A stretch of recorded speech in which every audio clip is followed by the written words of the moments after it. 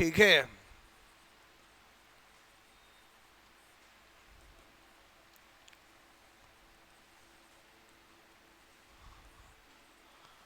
Digestive system, okay. मैंने आपको बताया कि इसमें 3 ऐसे पार्ट हैं जहां से आपके एग्जाम में क्वेश्चन आता है। एक पार्ट हमारा क्या था, सबसे पहले पूरी एलिमेंट्री कैनाल की स्ट्रक्चर, क्लियर। दूसरा पार्ट क्या था, हमारी जितनी भी गैस्ट्रिक ग्लैंड और गैस्ट्रिक ग्लैंड के अंदर उनके जूस, उनके पीएच, उनका कंपोजिशन, एंजाइम, सब कुछ। और तीसरा पार्ट होगा physiology of digestion and absorption, clear. अब मैं आपको तीसरा पार्ट पढ़ाऊं उससे पहले मैं आपको क्या बताना चाह रहा हूं कि हमने गैस्ट्रिक ग्लैंड पढ़ ली, हमें पता है गैस्ट्रिक ग्लैंड के अंदर ऑक्जेंटिक सेल भी है, पेप्टाइड सेल भी है, अर्जेंटोफिल सेल भी है। बोलो, सब सेल नाम सुने?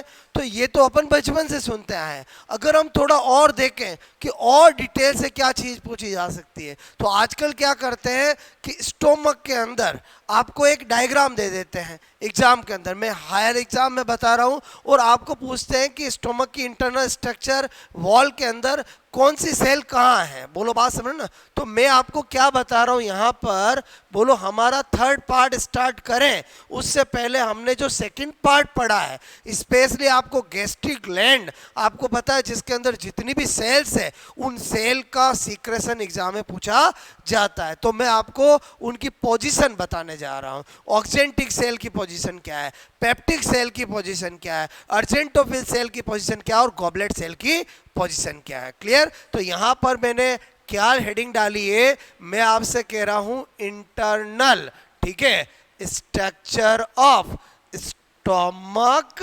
Wall, clear. आपको मैं क्या बता रहा हूं, मैं स्टोमक की नहीं बता रहा हूं, किसकी बता रहा हूं, स्टोमक की वॉल की। क्योंकि आपको मैंने पहले ही कहा जितनी भी गैस्ट्रिक ग्लैंड्स बोलो की सेल्स है वो स्टोमक की वॉल में है, क्लियर। तो देखो मैं क्या बना रहा हूं डायग्राम, ध्यान से समझना मेरी बात को, ओके।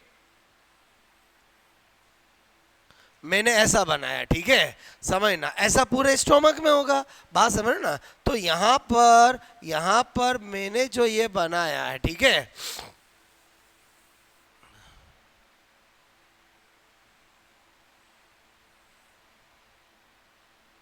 थोड़ा सा ध्यान देना, ओके।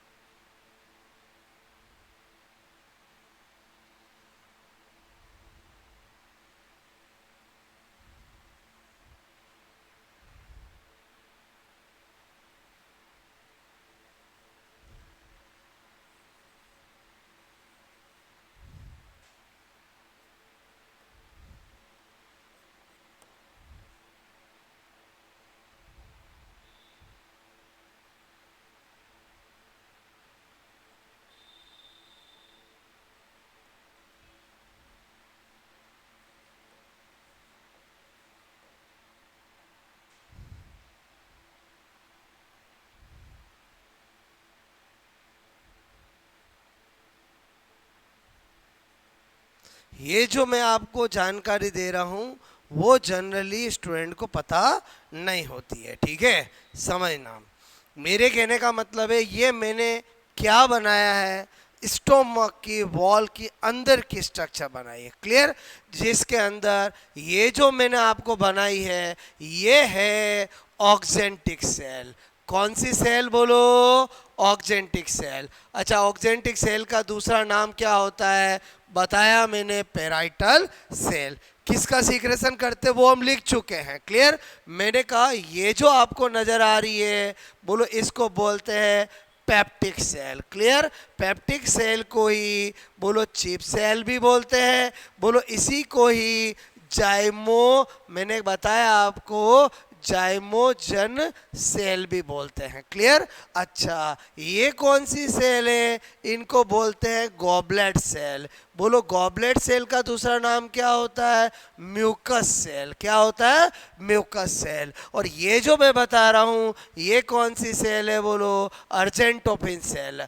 अर्जेंटो बोलो फिन, मैंने कहा अर्जेंटोफिन, अर्जेंटोफिन सेल जो कि सीरोटोनिन हार्मोन का स्राव करती है, क्लियर। तो ये जो मैंने आपको बताया समझ में आया, बोलो। अगर कभी ऐसा एग्जाम, ऐसा डायग्राम देखकर बोलो यहाँ 1 या 2 या 3 या 4 कर दे। बोलो बात समझ में। और आपसे पूछा जाए कि 1 2 3 4 कौन सी सेल है, तो आपको पता होना चाहिए कि यहाँ पर ये जो मैंने बताया है ये जो है वो कैसी है, बोलो ऑक्जेंटिक सेल है। क्लियर। इनके बीच में ये कौन सी है, पेप्टिक सेल है। और ये जो बनाई वो कौन सी है, गॉबलेट सेल है। और ये नीचे वो कौन सी है, अर्जेंटोफिल है। बोलो बात समझ में है, नोट करोगे।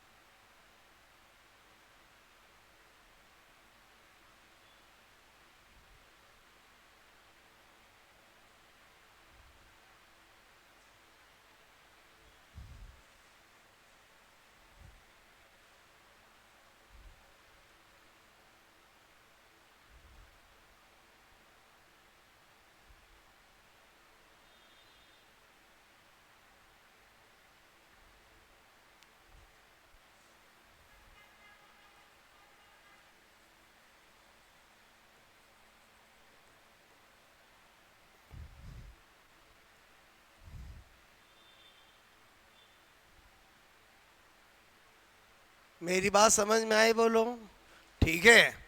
बोलो ये सब ऐसे सेल ही होगी। और बोलो मैं स्पेशल सीक्रेशन करने वाली, बोलो मैंने सेल आपको बताई है, ठीक है। आप मेरी बात समझे नहीं समझे, बोलो।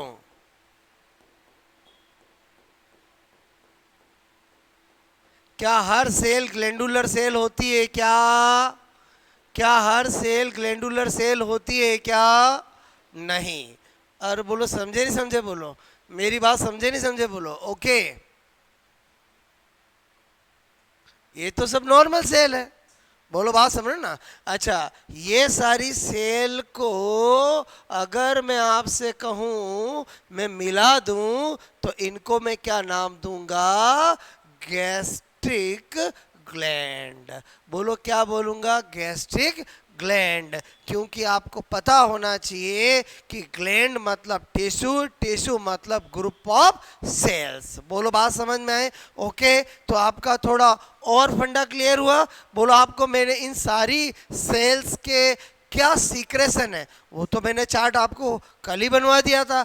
आज मैंने थोड़ा आपको और अंदर की बात बताई। बोलो बात समझो ना। ओके, बात समझ में आई मेरी? बोलो आपको अब क्या होता है, जैसे मैंने ये डायग्राम बताया तो होता क्या है कि ये जो मैं चीज़ें बता रहा हूँ ये चीज़ें बोलो सब एनसीईआरटी में रहती है, लेकिन क्या होता है कि स्टूडेंट का ध्यान ही नहीं जाता है। मेरी बात समझे नहीं समझे, बोलो। हम क्या करते हैं, उन्हीं चीज़ों को सरल रूप में बताते हैं तो आपको क्या याद हो जाता है। मेरी बात समझ में आए? मतलब एनसीईआरटी के अंदर चीज़ें इतनी कंप्रेस फॉर्म में है, इतनी शॉर्ट फॉर्म में है कि एक नॉर्मल स्टूडेंट उसको पढ़ के समझ ही नहीं पाता है कि वो क्या कहना चाह रहा है। बोलो ये बात समझ में आ गई आपको? ओके, अब अपन और क्या देखते हैं। बोलो मैंने कहा हमें पढ़ना तो था थर्ड पार्ट है।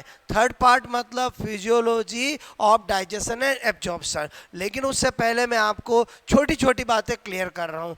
अब मैंने कहा हम पढ़ते हैं कि एलिमेंट्री कैनाल का जो गट होता है, बोलो गट मतलब समझते हो, बोलो हमारी जो इंटेस्टाइन है उसके अंदर, बोलो बचपन से पढ़ा है म्यूकोसा होती है, सब म्यूकोसा होती है। तो दिमाग में आता है ये क्या चीज़ें हैं, क्लियर। तो मैं आपको उसका इंटरनल स्ट्रक्चर बना के बताना चाह रहा हूँ कि एक्चुअली म्यूकोसा क्या है, बोलो सब म्यूकोसा क्या है, कैसे इनका ऑर्डर है, बाहर से अंदर क्या है, बोलो बात समझ में है। तो यहाँ पर हमने फिर बोलो क्या हेडिंग डाली, इंटरनल, ठीक है, इंटरनल स्ट्रक्चर ऑफ एलिमेंट्री बोलो कैनाल, ठीक है। और इसमें भी स्पेशली किसकी बता रहा हूं मैं, बोलो गट की बता रहा हूं, क्लियर।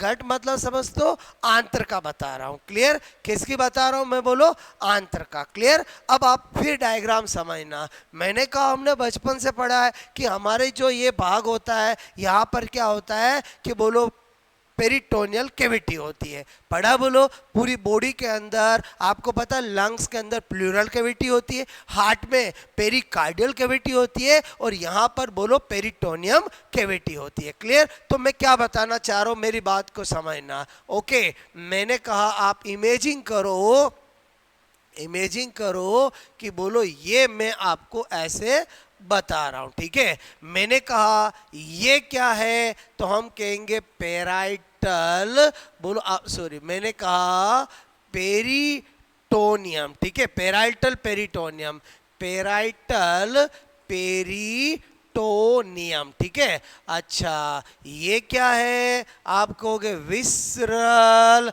बोलो पेरिटोनियम, ठीक है। और ये जो इनके बीच में है वो क्या है, बोलो बीच में है वो क्या है, मैंने कहा ये है, बोलो आपसे मैं कहूँ, मैंने कहा ये क्या है, तो पेरी, बोलो पेरिटोनियम,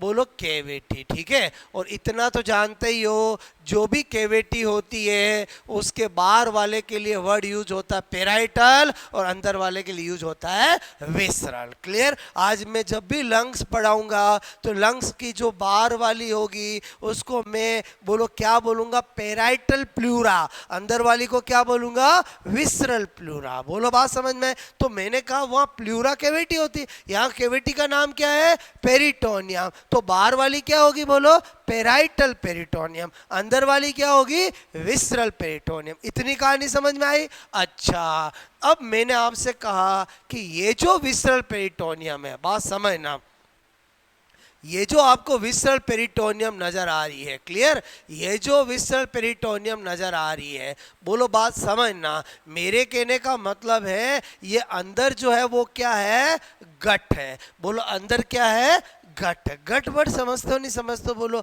अंदर गट वर्ड है, क्लियर। तो इसका मतलब हुआ, अब मैं आपको यहाँ पर, बोलो यहाँ पर क्या बताने जा रहा हूँ, मैंने कहा मैं आपको यहाँ से लगाकर यहाँ अंदर स्ट्रक्चर बता रहा हूँ, क्लियर। क्या बता रहा हूँ समझ के बोलो कि इसके अंदर क्या है, बोलो बात समझ में आए, बोलो। तो मेरे कहने का मतलब है वो जो मैं इसके अंदर बता रहा हूँ, क्लियर, वही मैं आपको डेफिनेटली ट्रांसफर सेक्शन कट करूँगा तो ही मुझे दिखेगा, बोलो बात समझो ना। तो अब मैं यहाँ पर क्या बता रहा हूँ कि ये जो अंदर है, क्लियर, इसके अंदर 4 लेयर है। कितनी लेयर है, बोलो 4 लेयर है। किसके अंदर बता रहा हूँ, इसके अंदर, ठीक है।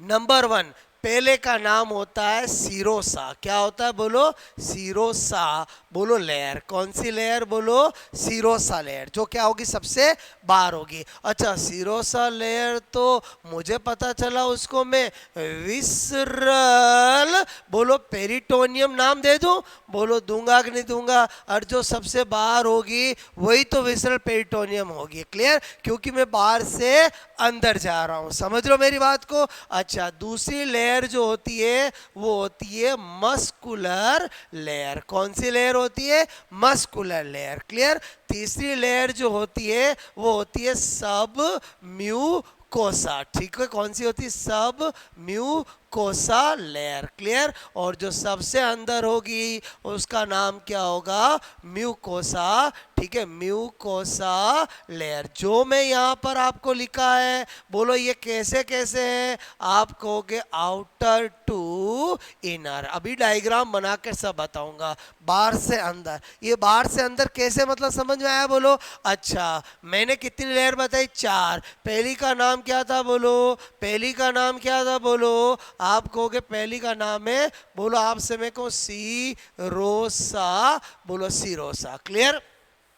कौन सी है? बोलो। मैंने कहा यहाँ पर बोलो सीरोसा। ठीक है, बोलो सीरोसा। ओके। दूसरी कौन सी है? बोलो पेशिये। ठीक है, परत। अच्छा, तीसरी कौन सी है? सब म्यूकोसा। ठीक है, और चौथी कौन सी है? म्यूकोसा। क्लियर। अब आपको मैं क्या बता रहा हूं, ये जो मैंने कहानी बताई है उसी का मैं आपको ट्रांसफर सेक्शन कट के बता रहा हूं। इमेजिंग करना। क्लियर। बोलो ये मैंने ऐसा किया, कर दिया। बोलो। अच्छा, उसके बाद मैं क्या कर रहा हूं? मैंने कहा मैं बोलो ये कर रहा हूं। ओके, ऐसा किया। बोलो ऐसा किया। ठीक है, बोलो मैंने कहा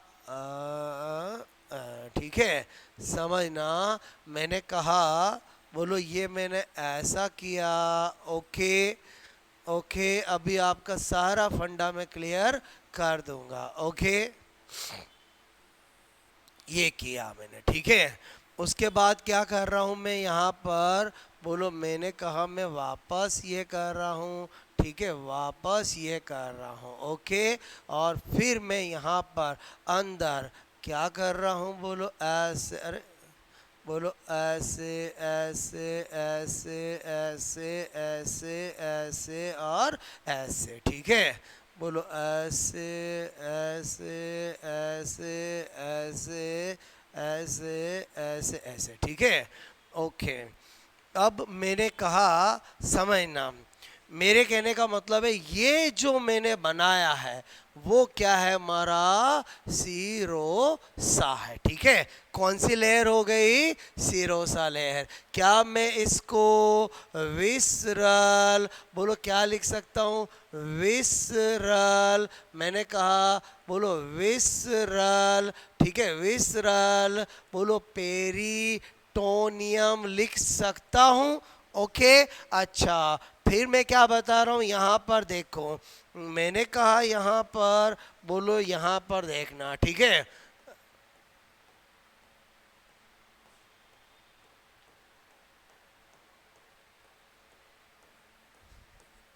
ये जो मैंने लिखा है वो है, मैंने कहा यहाँ पर लॉन्गिट्यूडिनल मसल। ठीक है, बोलो कैसी मसल? अनुदैर्ध्य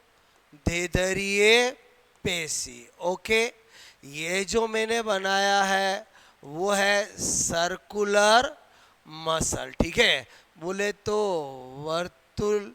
बोलो आपसे मैं कहूँ पेशी। और मैंने कहा इन दोनों को मिलाकर जो बनेगा वो हमारा सेकंड लेयर होगा, जिसका नाम होगा मस्कुलर लेयर। क्लियर। बोलो कि मसल से बना हुआ लेयर कौन सा है? मैंने कहा बोलो मस्कुलर लेयर। नो प्रॉब्लम बोलो। अच्छा, फिर मैंने कहा बोलो नंबर 1 ये हो गया, नंबर 2 ये हो गया। क्लियर। फिर ये जो मैंने बनाया है वो है नंबर 3 सब म्यूकोसा। क्या बनाया मैंने? सब म्यूकोसा। क्लियर। अब इधर आ जाते हैं।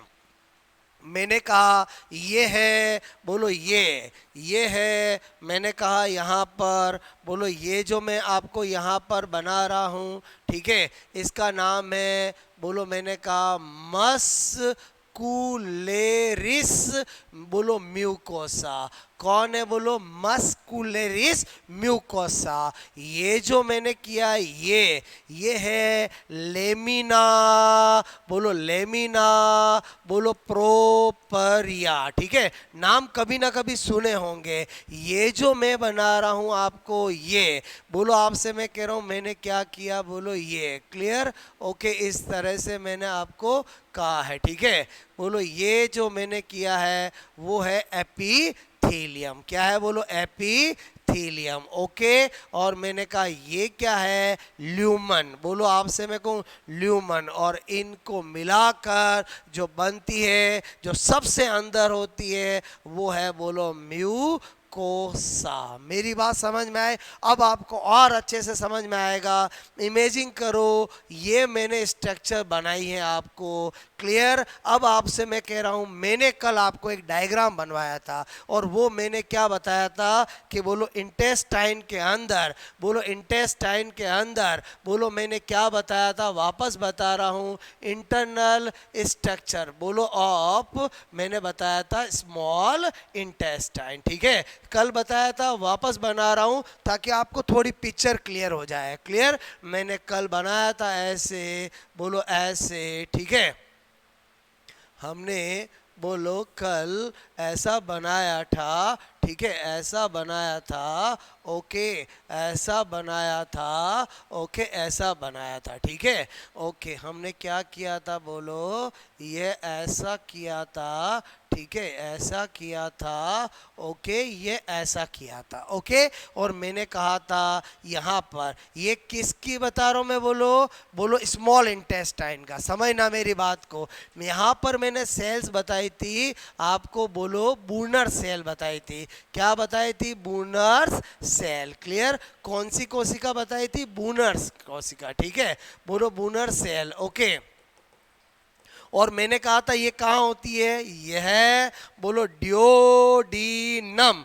ठीक है, डियोडीनम की सब म्यूकोसा। ठीक है, सब म्यूकोसा में। ठीक है, किस में होती है? डियोडीनम की सब म्यूकोसा में। अब आप समझ गए होंगे कि एक्चुअली ये है सब म्यूकोसा। बोलो, बात समझ में? अच्छा, उसके बाद मैं क्या बता रहा हूँ आपको, मैंने कहा ये मैंने आपको डायग्राम बताया, इसको हमने क्या कहा था? क्रेब्स ऑफ लीबर कोन। ठीक है, लीबर कोन्स कहा था मैंने। अच्छा, फिर मैंने कहा था ये क्या है, तो हमने कहा था ये विलाई है। अरे बोलो क्या है? विलाई है। क्लियर? अच्छा, मैंने आपको कहा था ये क्या है, बोलो विलाई है। ये क्या है, बोलो ये, और ये क्या है, बोलो विलाई है। ठीक है, ये क्या है? विलाई मतलब समझते हो, वर्ड सुना होगा विलाई। क्लियर? अच्छा, ओके, मैंने बताया था यहाँ पर, बोलो ऐसा करके मैंने किया था, और मैंने कहा था इनको हम क्या कहते हैं? लैक्टियल्स कहते हैं। क्या कहते हैं?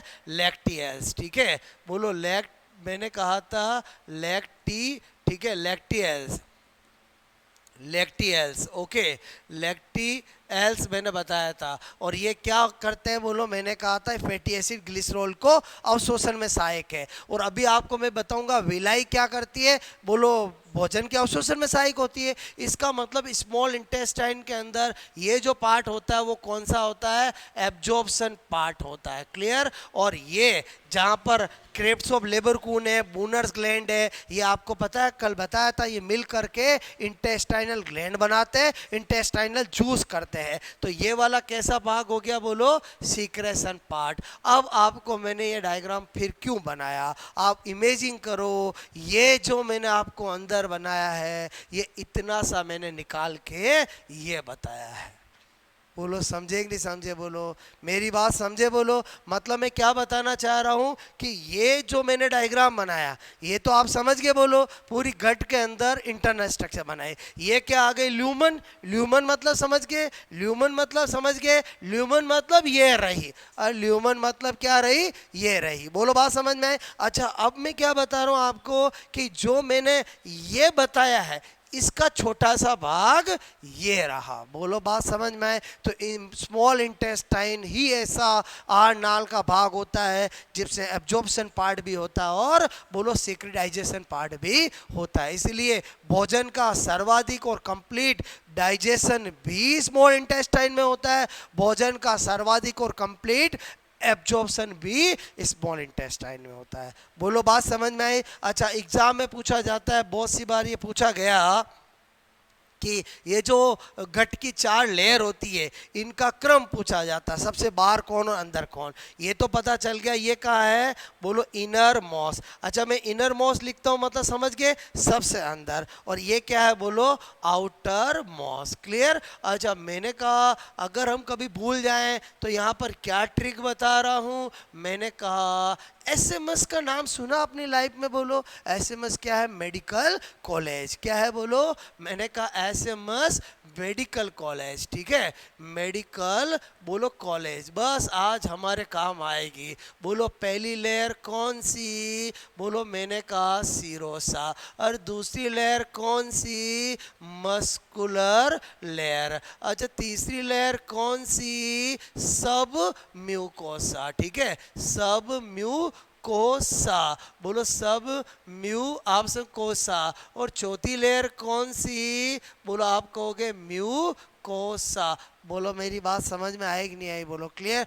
ये जो मैंने आपको बताया या ये क्लियर किया या ये क्लियर किया, समझ में आया तो क्या होगा, फिजियोलॉजी समझ में आएगी। मेरी बात समझ में। ये जो स्टडी है वो माइक्रोस्कोपिक स्टडी है, जनरली इन पे ना बच्चे ध्यान देते हैं ना इनको समझ पाते हैं। मैंने आपको एकदम इजी तरीके से बताया, आपके माइंड में क्लियर हो गया कि वास्तव में सब म्यूकोसा, म्यूकोसा, मस्कुलर लेरिस और सीरोसा कहाँ पर है। बोलो कहाँ पर है, इसकी इमेज बने इसलिए पहले ये बताया। बोलो बात समझ में। मैं चाहता तो आपको डायरेक्ट ये वाली बोलो बता देता, लेकिन आपकी इमेजिंग होनी चाहिए कि एक्चुअली कहाँ पर है। बोलो बात समझ में। तो यहाँ पर आपको जो मैंने ये बताया समझ में आया, बोलो नोट कर लिया जाए।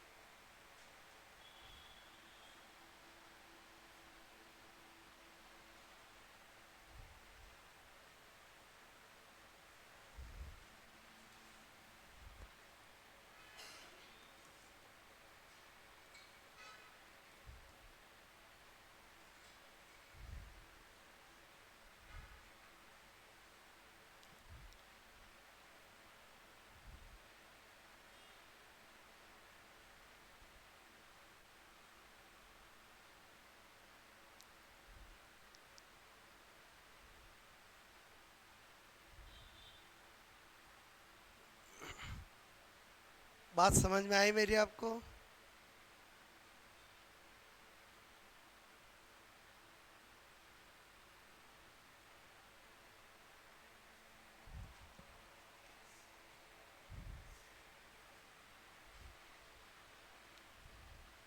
और बिना ट्रिक के तो क्या भूल जाते हैं, बोलो बात समझ ना। ट्रिक से क्या होता है, लॉन्ग टाइम याद रहता है।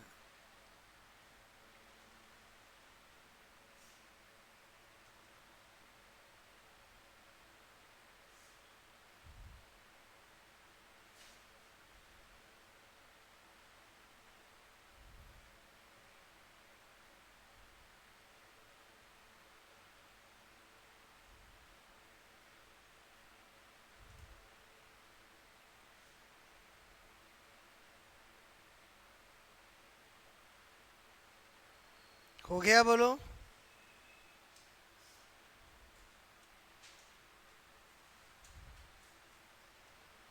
ओके,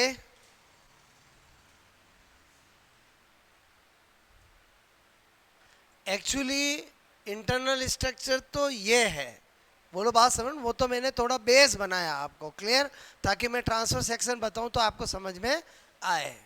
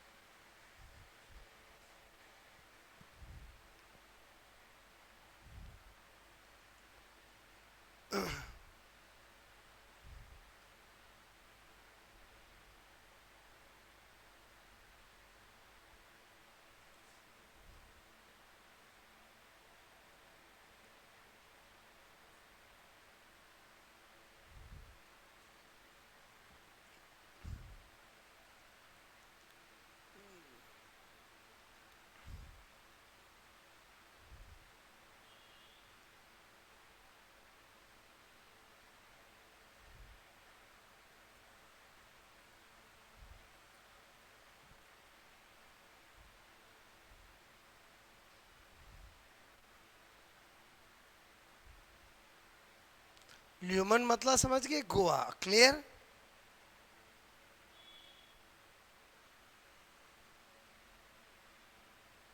इसका मतलब हमारी जो आंत होती है उसके अंदर ऐसे पाइप नुमा होता है कि बहुत संकड़ी होती है, बोलो बहुत संकड़ी होती है। और बोलो हमारी आंत्र जो होती है ना वो क्या होती है, बहुत संकड़ी है, ये दिख रहा है ना। और बोलो यही है, बोलो, बोलो बात समझे नहीं समझे, बोलो ओके।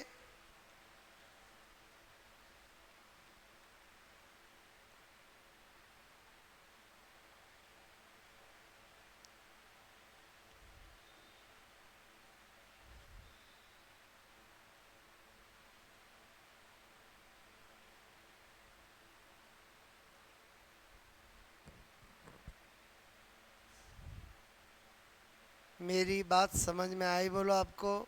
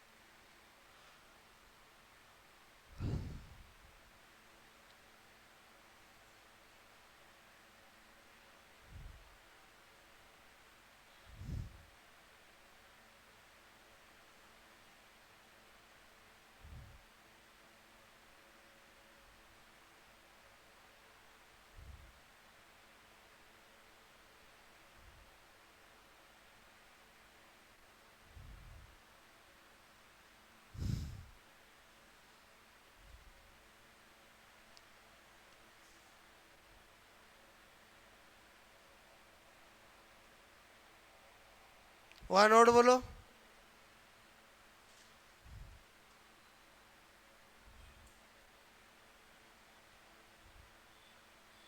ओके, और ये जो डायग्राम बनाया है वो इसका बनाया है, क्लियर।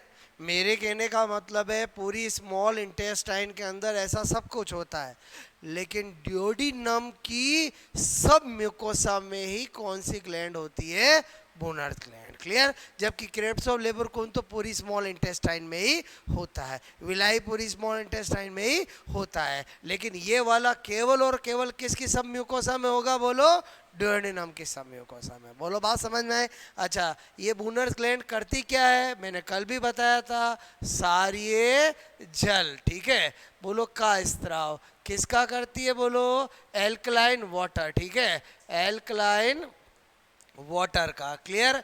अच्छा, क्रेब्स ऑफ लेबरकून क्या करती है? ये तो बोलो मैंने बताया था कंप्लीट स्मॉल इंटेस्टाइन, ठीक है, इंटेस्ट बोलो टाइन में होती है। और ये क्या करती है बोलो, मैंने क्या बताया आपको? ये करती है, मैंने कहा बोलो सारिये एंजाइम, ठीक है, सारिये बोलो एंजाइम। क्लियर। बोलो एल्कलाइन, एल्कलाइन मैंने कहा एंजाइम, और सारी एंजाइम और सारी जल को मिलाकर क्या बनता है? आंतरिक रस बनता है। क्या बनता है बोलो? मैंने कहा क्या बनता है बोलो? यहाँ पर इंटेस्टाइनल जूस, आंतरिक रस, ठीक है, इंटेस्टाइनल जूस बनता है। क्या बनता है? इंटेस्टाइनल जूस, जिसको हम सक्कस एंटेरिकस भी कहते हैं। और क्रेब्स ऑफ लिबरकून और बूनर ग्लैंड्स को मिलकर कौन सी ग्लैंड बनती है? इंटेस्टाइनल ग्लैंड बनती है। क्लियर। बोलो बात समझ में आई बोलो? ओके।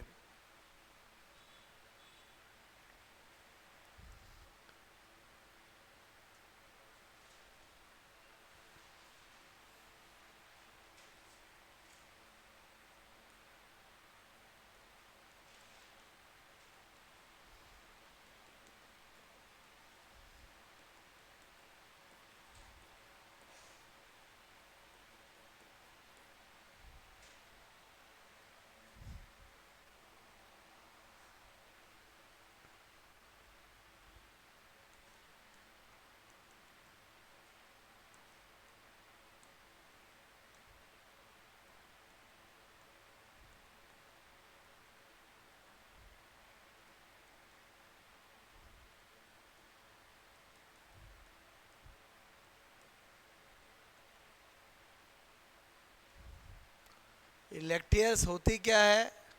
मैंने बताया था ग्रुप ऑफ लिम्फ कैपिलरीज, ठीक है, लिम्फ केशिकाओं का समूह होता है।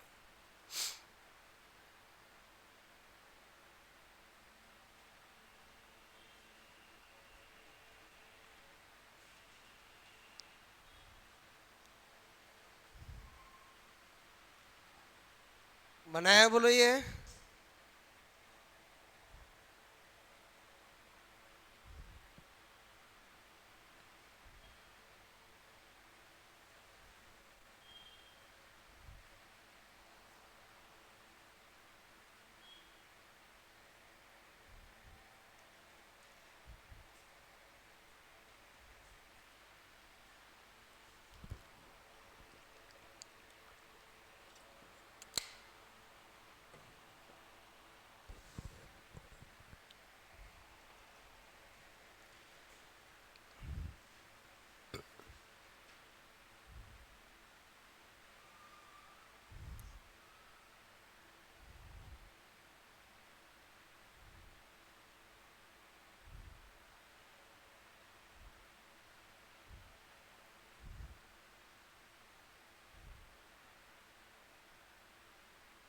क्रिप्स ऑफ लिबरकून को हिंदी में क्या बोलते हैं? लिबरकून बोलो की दरारे, ठीक है।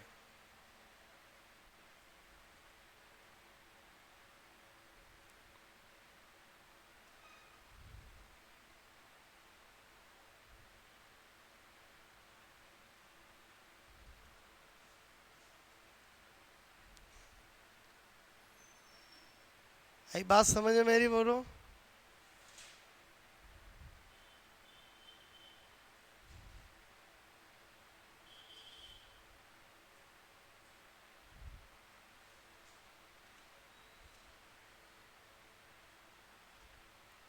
ओके। पहले बताओ ये जो मैं आपको पार्ट बता रहा था ये समझ में आया बोलो? बहुत इंपॉर्टेंट है, और स्पेशली ये 4 लेयर का ऑर्डर। क्लियर। जो मैंने आपको किस ट्रिक से याद कराया? SMS medical college. क्लियर। अब आ जाते हैं अपन अपने बोलो नेक्स्ट पार्ट पे, जिसका नाम है मैंने कहा फिजियोलॉजी, ठीक है, फिजियोलॉजी ऑफ मैंने कहा डाइजेशन, ठीक है। बोलो बात से पहले फिजियोलॉजी एफ डाइजेशन, पाचन की क्रिया विधि, ठीक है। अब आपको मैंने कहा पाचन की क्रियाविधि एक बहुत ही साइंटिफिक प्रोसेस है, बहुत ही सिक्वेंशनल प्रोसेस है। मतलब इसमें बोलो कर्मागत रूप से हमें डाइजेशन के बारे में पढ़ना पड़ता है। क्लियर? अच्छा, मैंने कहा नंबर 1 सबसे पहले बात करेंगे, मैंने कहा digestion in oral cavity. Clear? बोलो मुख गुहा से चालू करते हैं, ध्यान से समझना। मैंने कहा डाइजेशन इन ओरल कैविटी, मतलब क्या लिख रहा हूं, मुख गुहा में पाचन। ठीक है? बोलो मैंने कहा यहाँ पर मुख गुहा। ठीक है? मुख गुहा में पाचन। सबसे पहले कहीं पर भी हम डाइजेशन की बात करेंगे तो वहाँ डाइजेशन कराएगा कौन? जो जूस वहाँ पर अवेलेबल होगा। जहाँ पर जूस नहीं अवेलेबल वहाँ डाइजेशन भी नहीं। तो यहाँ पर पहली चीज होगी बाई सलाइवा। क्लियर? बोलो किसके द्वारा होता है?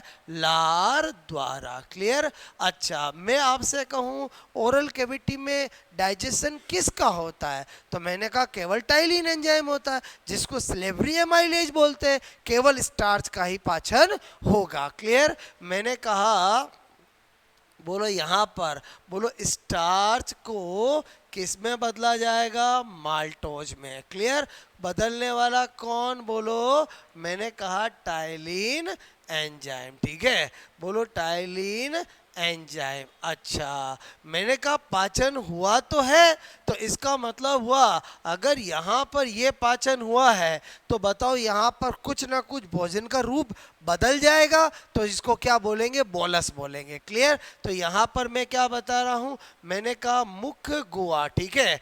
मुख गुहा में क्या लिख रहा हूँ? केवल बोलो कार्बोहाइड्रेट। ठीक है? हाइड्रेट का ही पाचन होता है। क्या बताया? Only for carbohydrate. फिर मैंने कहा ओरल कैविटी, मुख गुहा, ओरल कैविटी। ठीक है? मैंने कहा पचित भोजन। ठीक है?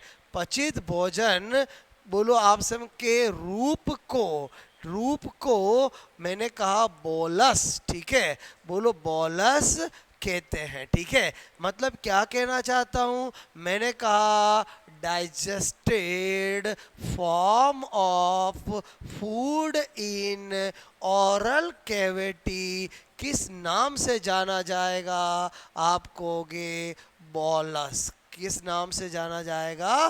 बोलस। इतनी बात समझ में आई? बोलो आपको नोट कर लिया जाए। पूरी फिजियोलॉजी को बहुत साइंटिफिक तरीके से अपन पढ़ेंगे। ठीक है?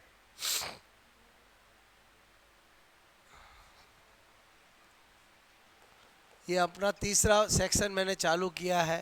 ठीक है? शुरू में बताया था 3 सेक्शन है।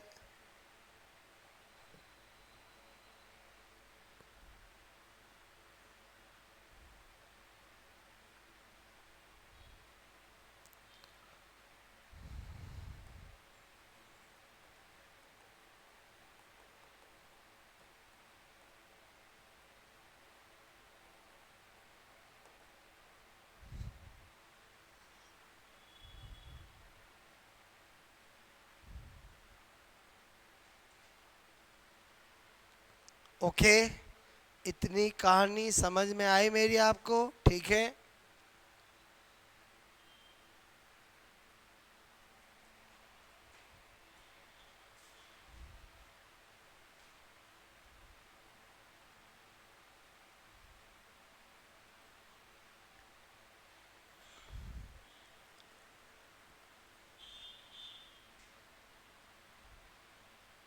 हुआ नोट? बोलो। ठीक है?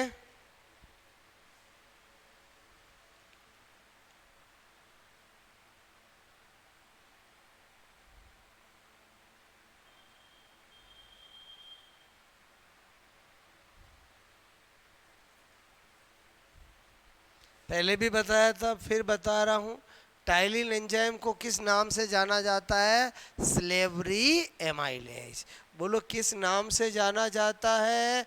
मैंने कहा स्लेवरी। बोलो एमाइलेज, पता होना चाहिए, स्लेवरी एमाइलेज के नाम से भी जाना जाता है। ठीक है, अच्छा अब नंबर 2 बात करेंगे। मैंने लिखा डाइजेशन इन इसोफेगस। ठीक है, तो यहाँ पर अपन क्या कहें? ग्रसिका में। बोलो मैंने कहा पाचन। ठीक है, तो यहाँ पर उसके आगे क्या लिख देंगे? बोलो नो डाइजेशन। ठीक है, कोई पाचन नहीं। क्यों नहीं? क्योंकि यहाँ पर कोई भी जूस अवेलेबल नहीं होता है। ठीक है, कोई डाइजेस्टिव ग्लैंड नहीं होती है। ठीक है, मैंने कहा ड्यू टू। बोलो एब्सेंस ऑफ। बोलो मैंने कहा एब्सेंस ऑफ डाइजेस्टिव ग्लैंड्स। ठीक है, बोलो बात समझ, पाचक ग्रंथि की अनुपस्थिति के कारण। ठीक है, समझ आओगे? बोलो due to absence of digest. अच्छा, उसके बाद आ जाते हैं नंबर 3। बोलो मैंने कहा डाइजेशन इन स्टोमक। ठीक है, किसके अंदर बात कर रहा हूँ? आमाशय। ठीक है, में पाचन। ठीक है, अब क्या बता रहा हूँ सुनो। मैंने कहा इसमें डाइजेशन होगा, किसके द्वारा होगा? पहली बात बाई गैस्ट्रिक। मैंने कहा जूस। बोलो जठर रस द्वारा। क्लियर? बोलो किसके द्वारा? जठर रस द्वारा। अब मेरी बात को समझो। एक्चुअली क्या होता है कि जब भी खाना हमारे स्टोमक में पहुंचता है तो जठर रस का ज़्यादा स्त्राव होता है, लेकिन एक्चुअली गैस्ट्रिक जूस का सेक्रेशन की 3 फेज होती है। कितनी फेज होती है? 3 फेज। तो स्टोमक में मैं आपको डाइजेशन बताऊं उससे पहले ही मैं क्या बता रहा हूं? Phases of secretion of. मैंने कहा गैस्ट्रिक जूस। मतलब क्या रखा मैंने? बोलो जठर रस के स्त्राव की प्रावस्था है। एग्जाम में पूछा जाता है। क्लियर? बोलो मैंने क्या कहा? जठर रस। ठीक है, के स्त्राव की प्रावस्थाएं। ठीक है, देखो क्या होता है, 3 फेजेज होती है। कितनी फेजेज होती है? 3 फेजेस। ठीक है, नंबर 1 पहली होती है सिफेलिक फेज। कौन सी फेज होती है? Cephalic phase. ओके, नंबर 2 होती है गैस्ट्रिक फेज। कौन सी होती है? Gastric phase. और नंबर 3 कौन सी होती है? Intestinal phase. क्लियर? क्या मतलब है इन फेज का? मतलब समझना। ओके, सबसे पहले 3 फेज का नाम समझ में आया। पहली कौन सी? मैंने कहा सिफेलिक। बोलो प्रावस्था। ओके, दूसरी कौन सी? मैंने कहा बोलो गैस्ट्रिक। बोलो प्रावस्था। ठीक है, और तीसरी कौन सी? बोलो मैंने कहा आंतरीय प्रावस्था। ठीक है, ओके, पहले नाम लिखो फिर एक एक समझाता हूँ।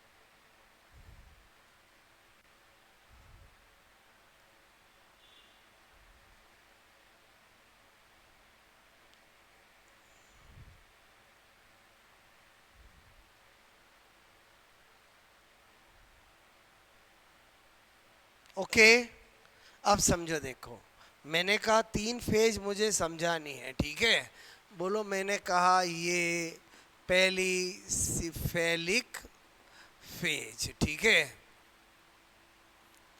दूसरी मैंने कहा गैस्ट्रिक, बोलो गैस्ट्रिक फेज, ठीक है।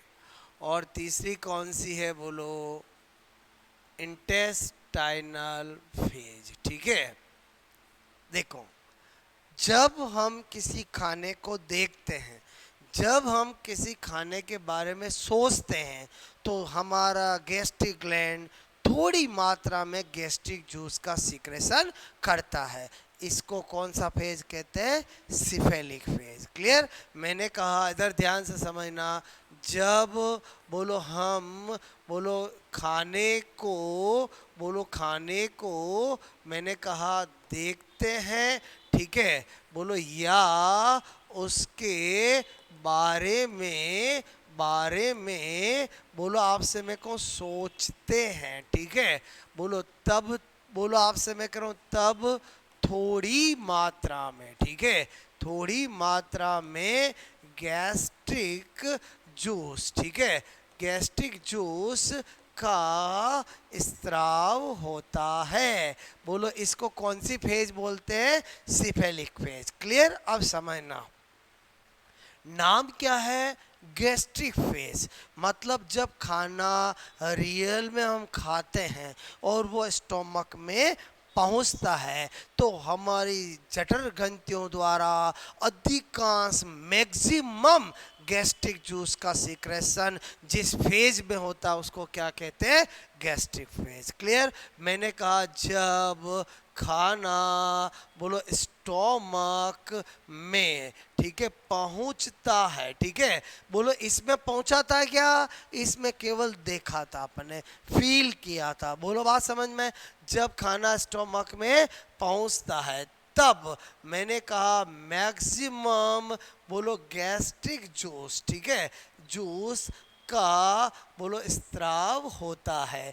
इसको कौन सी फेज कहेंगे, गैस्ट्रिक फेज। आप नाम पे जाओ आपको समझ में आएगा। अब है इंटेस्टाइनल फेज। समझना, खाना स्टोमक से जब इंटेस्टाइन में जाता है, समझना, खाना जब स्टोमक से इंटेस्टाइन में जाता है तो नेगेटिव फीडबैक आता है, और नेगेटिव फीडबैक आकर के स्टोमक में थोड़ा गैस्ट्रिक जूस और सीक्रेट होता है, जिससे स्टोमक में अगर थोड़ा बहुत खाना रह गया है तो वो भी बोलो पाचन होकर आगे आ जाए। बोलो नाम समझ में आया, क्या नाम है, बोलो इंटेस्टाइनल फेज। मेरी बात समझ में आए। मैंने कहा जब बोलो आपका खाना, मैंने कहा इंटेस्टाइन, ठीक है, इंटेस्टाइन में बोलो खाना मतलब आपसे मैं कह रहा हूँ फूड, ठीक है, इंटेस्टाइन में पहुंचता है, ठीक है तो फिर मैंने कहा फिर बोलो आपसे मैं कह रहा हूँ बाद में थोड़ी मात्रा में, थोड़ी मात्रा में बोलो फिर से, बोलो फिर से, मैंने कहा फिर से किसका, बोलो गैस्ट्रिक जूस, ठीक है, का स्त्राव होता है जिससे जिससे थोड़ा खाना बोलो बोलो आपसे मैं कह रहा हूँ फिर से होता है, ठीक है, बोलो स्त्राव, बोलो आपसे फिर से गैस्ट्रिक जूस का स्त्राव होता है, उसको कौन सा फेज कहेंगे, इंटेस्टाइन। और वो थोड़ा होगा तो वो करेगा क्या, वो तो सीधी सी बात है, थोड़ा बहुत खाना अगर स्टोमक में रह गया वो भी पचित हो जाए। क्लियर। तो ये तीनों फेज समझ में आए। बोलो आपको अभी मैंने स्टोमक में डाइजेशन की मैकेनिज्म नहीं बताई है, अभी मैंने क्या लिखा था यहाँ पर, पहला वर्ड क्या लिखा था, बोलो मैंने कहा भाई जठर रस। बोलो क्या बताया था, जठर रस के द्वारा। तो तुरंत दिमाग में आया कि भाई जठर रस कब, बोलो कब स्त्रावित होता है, उसकी फेजेज को देखा जाए तो हमने 3 फेज देखे। क्लियर। नोट करोगे।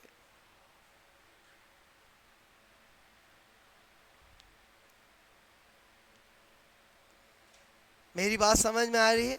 मतलब मैं आपको सारी स्टडी एक कहानी की तरह बता रहा हूँ, कनेक्ट करके। बात समझो ना, जिससे आपको चीज़ें समझ में आए।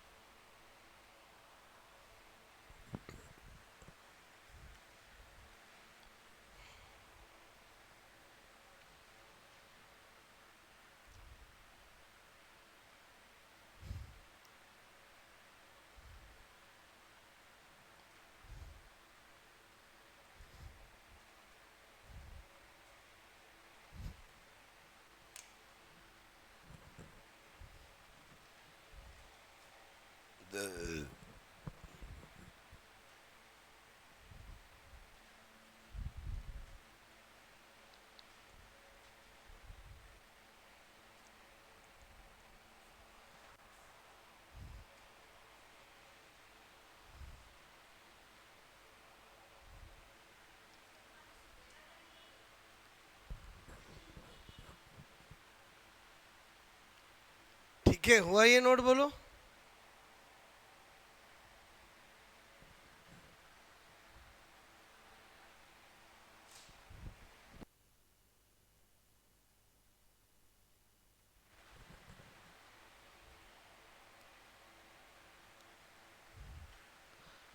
आया तीनों समझ में? अच्छा, आगे कहानी बढ़ाएं बोलो। ठीक है, मैंने कहा स्टोमक के अंदर कौन पहुंचा? बोलस पहुंचा। ठीक है, बोलस पहुंचा तो सबसे पहले क्या देखना पड़ता है? Role of HCl. किसका देखना पड़ता है? एचसीएल। एचसीएल होता है गैस्ट्रिक जूस में। बोलो कौन सी सेल करती, सब बताया। मैंने कहा वर्क ऑफ एचसीएल। ठीक है, बोलो इन स्टोमक। ठीक है, बोलो मैंने कहा आमाशय में एचसीएल का कार्य, पहला काम क्या है? Acidic medium. ठीक है, मीडियम प्रदान करना। ठीक है, कौन सा मीडियम प्रोवाइड करना? Acidic medium. आपको पता है स्टोमक में डाइजेशन एसिडिक मीडियम में ही होता है, और एसिडिक मीडियम बनाने का काम कौन करेगा? एचसीएल। नंबर 2 क्या होगा? मैंने कहा इनएक्टिव। ठीक है, एंजाइम।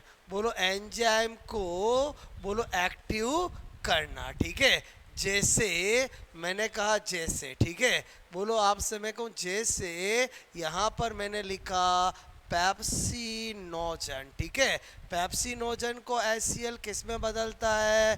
पेप्सिन में बदलता है। मैंने कहा प्रोरेनिन। ठीक है, प्रोरेनिन एंजाइम इनएक्टिव होता है, एचसीएल इसको किस में बदलता है? मैंने कहा रेनिन एंजाइम में बदलता है। ये कार्य दोनों किसके होते हैं? एचसीएल के। नोट करोगे?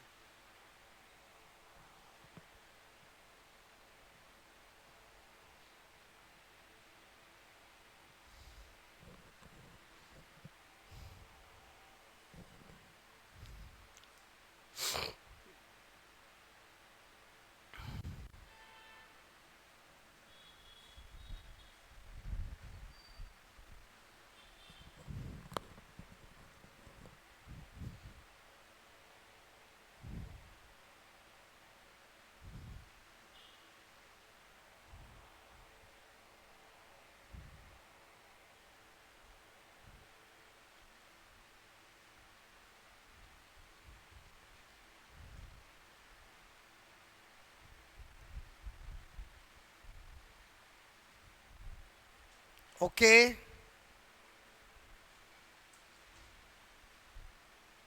किया ये नोट बोलो।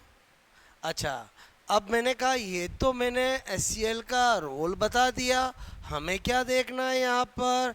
बोलो आपसे मैं कहूँ स्टेप्स ऑफ डाइजेशन। ठीक है, बोलो स्टेप ऑफ डाइजेशन। मैंने कहा इन स्टोमक। स्टोमक में क्या पद होते हैं? तो नंबर 1, पहला मैंने कहा स्टोमक में क्या होता है?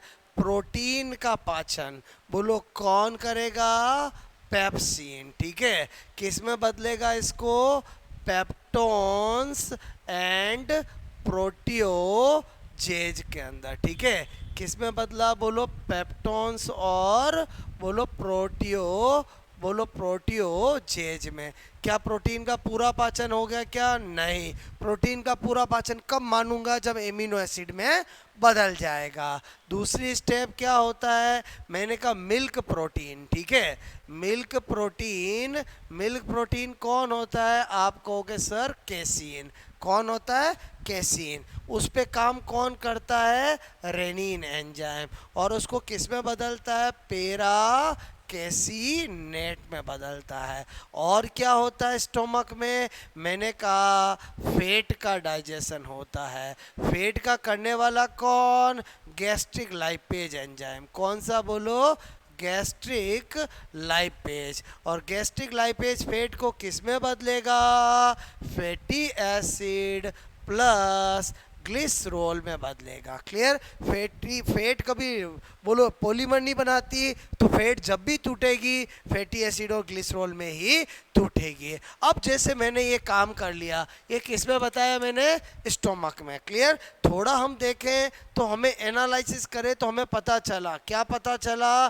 बोलो यहाँ पर नॉट नंबर 1। पहली बात क्या पता चली कि बोलो स्टोमक में केवल प्रोटीन और फैट का ही डाइजेशन होता है। मैंने कहा स्टोमक में केवल, मैंने कहा ओनली प्रोटीन एंड फैट, ठीक है, का ही डाइजेशन बोलो होता है। इस मीन्स किसका नहीं होता है? कार्बोहाइड्रेट का। क्लियर?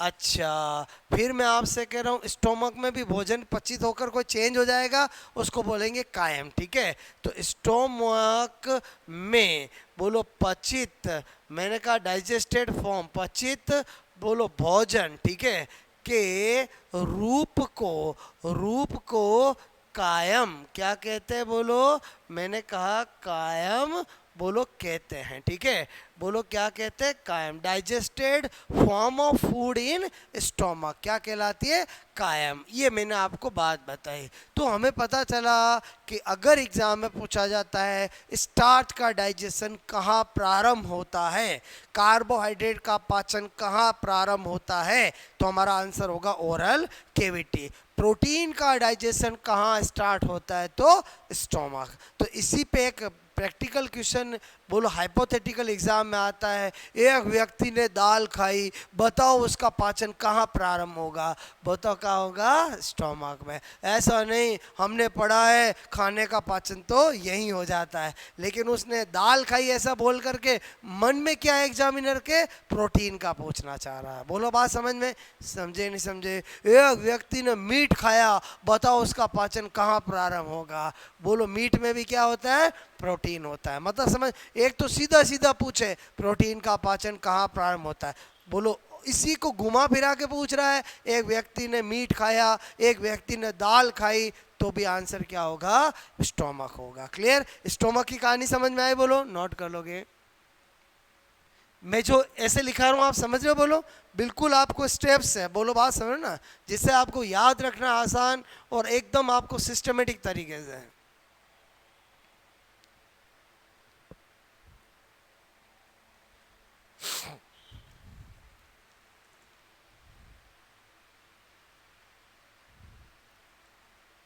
बायोलॉजी में जितने आपके नोट्स स्मार्ट होंगे उतना ही आपको चीज़ें याद रहेगी। क्लियर?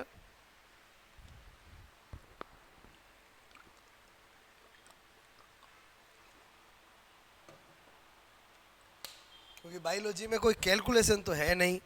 बोलो बात समझ में? यहाँ जो चीज़ें हैं वो है मेमोरी बेस, और याद रखने के लिए हर टॉपिक का समझना, उसको सिस्टमेटिक नोट्स बनाना और उसका रिवीजन करना। क्लियर?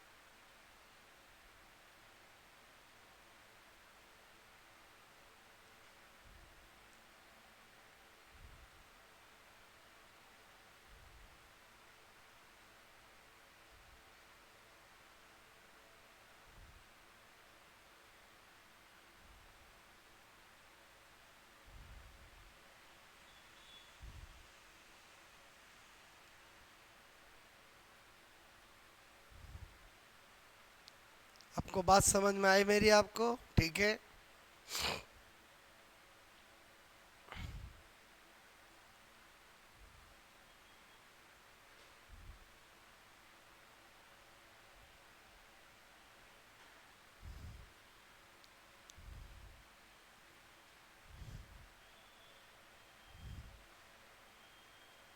ओके, आगे बढ़े। बताओ, स्टोमक में काइम में बदल गया, काइम कहाँ जाएगा, ड्यूडेनम में। क्लियर। तो हम क्या लिखेंगे बोलो, नंबर 4 मैंने कहा डाइजेशन इन ड्यूडेनम।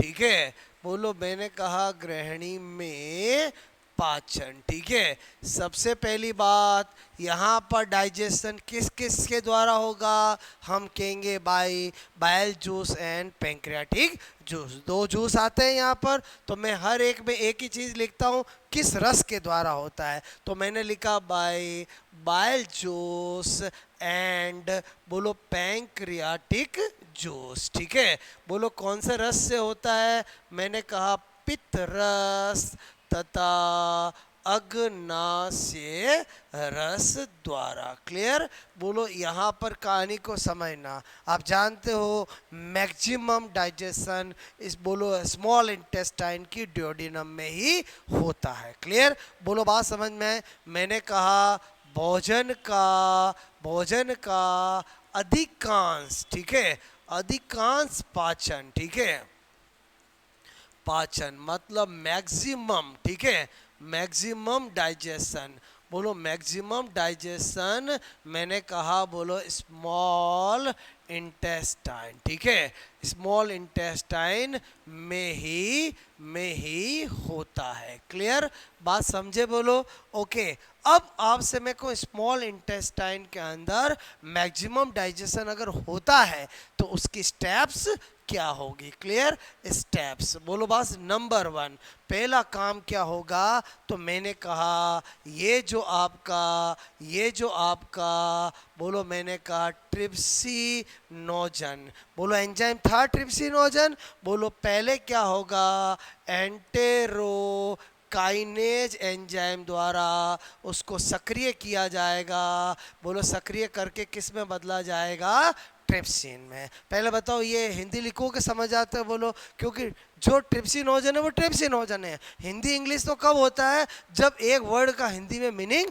अलग होता है। बोलो बात समझ में। अच्छा चलेगा बोलो। यहाँ पर मैंने कहा फिर क्या होता है, ये ट्रिप्सिन क्या करता है, काइमोट्रिप, बोलो मैंने कहा काइमो ट्रिप्सिनोजन। क्लियर, बोलो उस पे काम करता है और उसको मैंने कहा काइमोट्रिप्सिन में बदलता है। किस में बदलता है, बोलो काइमोट्रिप्सिन में बदलता है। क्लियर, ये जो काइमोट्रिप्सिन है, ये क्या करता है, हमारे जो पेप्टोन्स आए थे और जो प्रोटियोजेज आए थे उन पे काम करता है। क्लियर, मैंने कहा कौन करता है, काइमो, बोलो मैंने कहा ट्रिप्सिन, और उनको किस में बदल देगा, डाई पेप्टाइड में। अभी भी प्रोटीन का पूरा पाचन हुआ क्या, नहीं हुआ। तो बताओ मैंने ये पहली स्टेप में 3 क्यों बताया, समझ में आया कि एक्चुअली स्मॉल इंटेस्टाइन की ड्यूडेनम में प्रोटीन का पाचन कैसे होता है।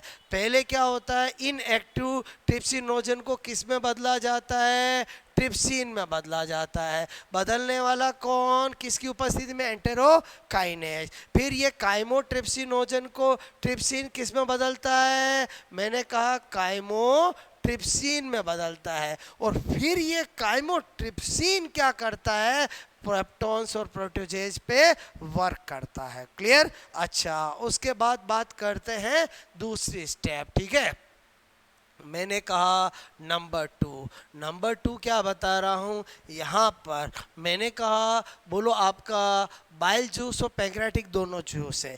बाइल जूस में कोई एंजाइम नहीं है, लेकिन वो इमल्सिफाइड फैट करने का काम करता है। लेकिन जो पैंक्रियाटिक जूस है उसमें प्रोटियोलाइटिक एंजाइम भी होते हैं, उसमें बोलो कार्बोहाइड्रेट का पाचन एमाइलेज भी होता है, उसमें लाइपेज भी होता है। तो यहाँ पर मैंने कहा बोलो स्टार्च का पाचन कौन करेगा, एमाइलेज करेगा, और किस में बदलेगा, डाइसैकेराइड में बदलेगा। किस में बदलेगा, डाइसैकेराइड में। फिर मैंने कहा क्या लिख दूं यहाँ पर, बोलो मैंने कहा एक से लिखूं ज़्यादा अच्छा होगा, ये फेट, और यहाँ पर मैं लिख दूं बाइल सॉल्ट, और किस में बदल दिया, बोलो इमल्सिफाइड फेट। बोलो बात समझ में आए। और फिर इस इमल्सिफाइड फेट का, फिर इस इमल्सिफाइड फेट का बोलो कौन करेगा, लाइपेज। और फेट का जब भी पाचन होता है तो फैटी एसिड और ग्लिसरॉल में ही बदलता है। आपको मेरी बात समझ में आई कि नहीं आई, बोलो क्लियर। तो हमें क्या पता चला कि इस ड्यूडेनम में कार्बोहाइड्रेट, प्रोटीन, फैट तीनों का डाइजेशन होता है। क्लियर। तो यहाँ पर मैं क्या कह सकता हूँ, मैंने कहा बोलो पहले आप ये नोट करो, आगे की कहानी अभी बताएंगे आपको, ठीक है।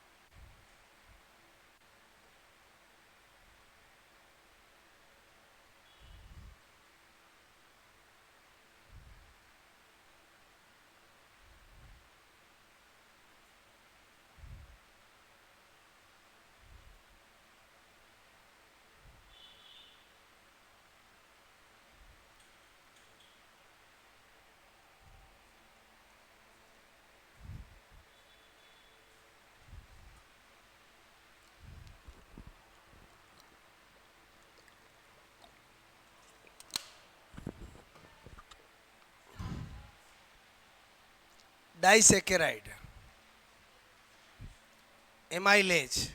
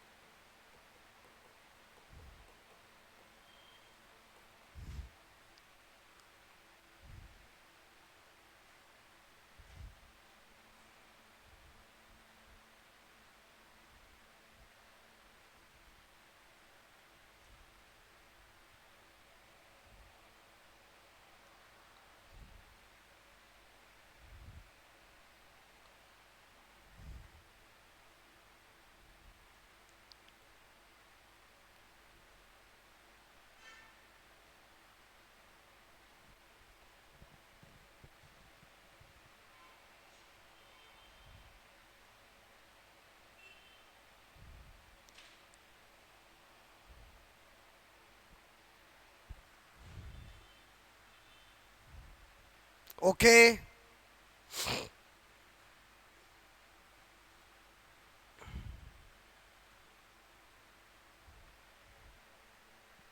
बात समझ में आए, बोलो ठीक है।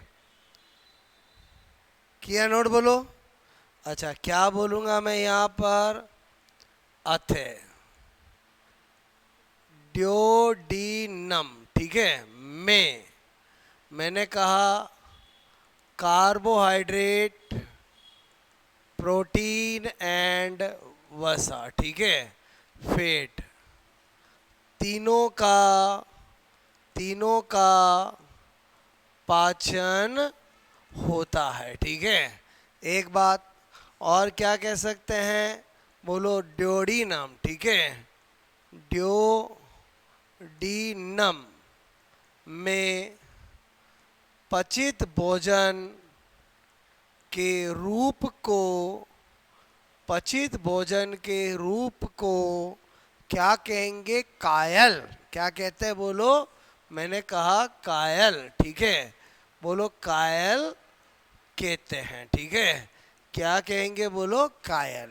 बात समझ में आई बोलो।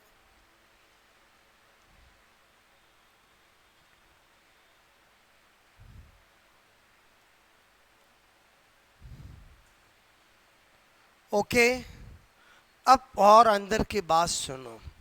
मेरे कहने का मतलब है लीवर काम करता है बाइल जूस बनाने का, पेंक्रियाज काम करता है पेंक्रेटिक जूस बनाने का, बोलो करता है, हमने अच्छे से ग्लैंड में सीखा है।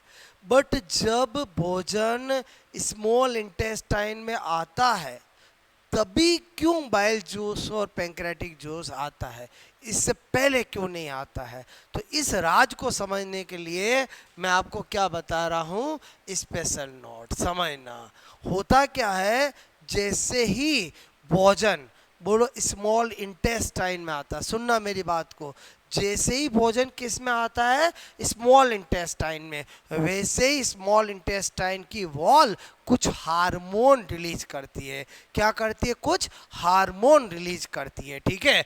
वो देखो कौन कौन से होते हैं, उनका काम क्या है, वो जान लेंगे तो सारी कहानी समझ में आ जाएगी। क्लियर? मैंने पहले स्मॉल इंटेस्टाइन की ड्यूोडेनम का पाचन सब बता दिया, अब मैं क्या बात बता रहा हूँ समझना। मैंने कहा, बोलो मैंने कहा जब, बोलो भोजन, मैंने कहा ड्योडीनम, ठीक है।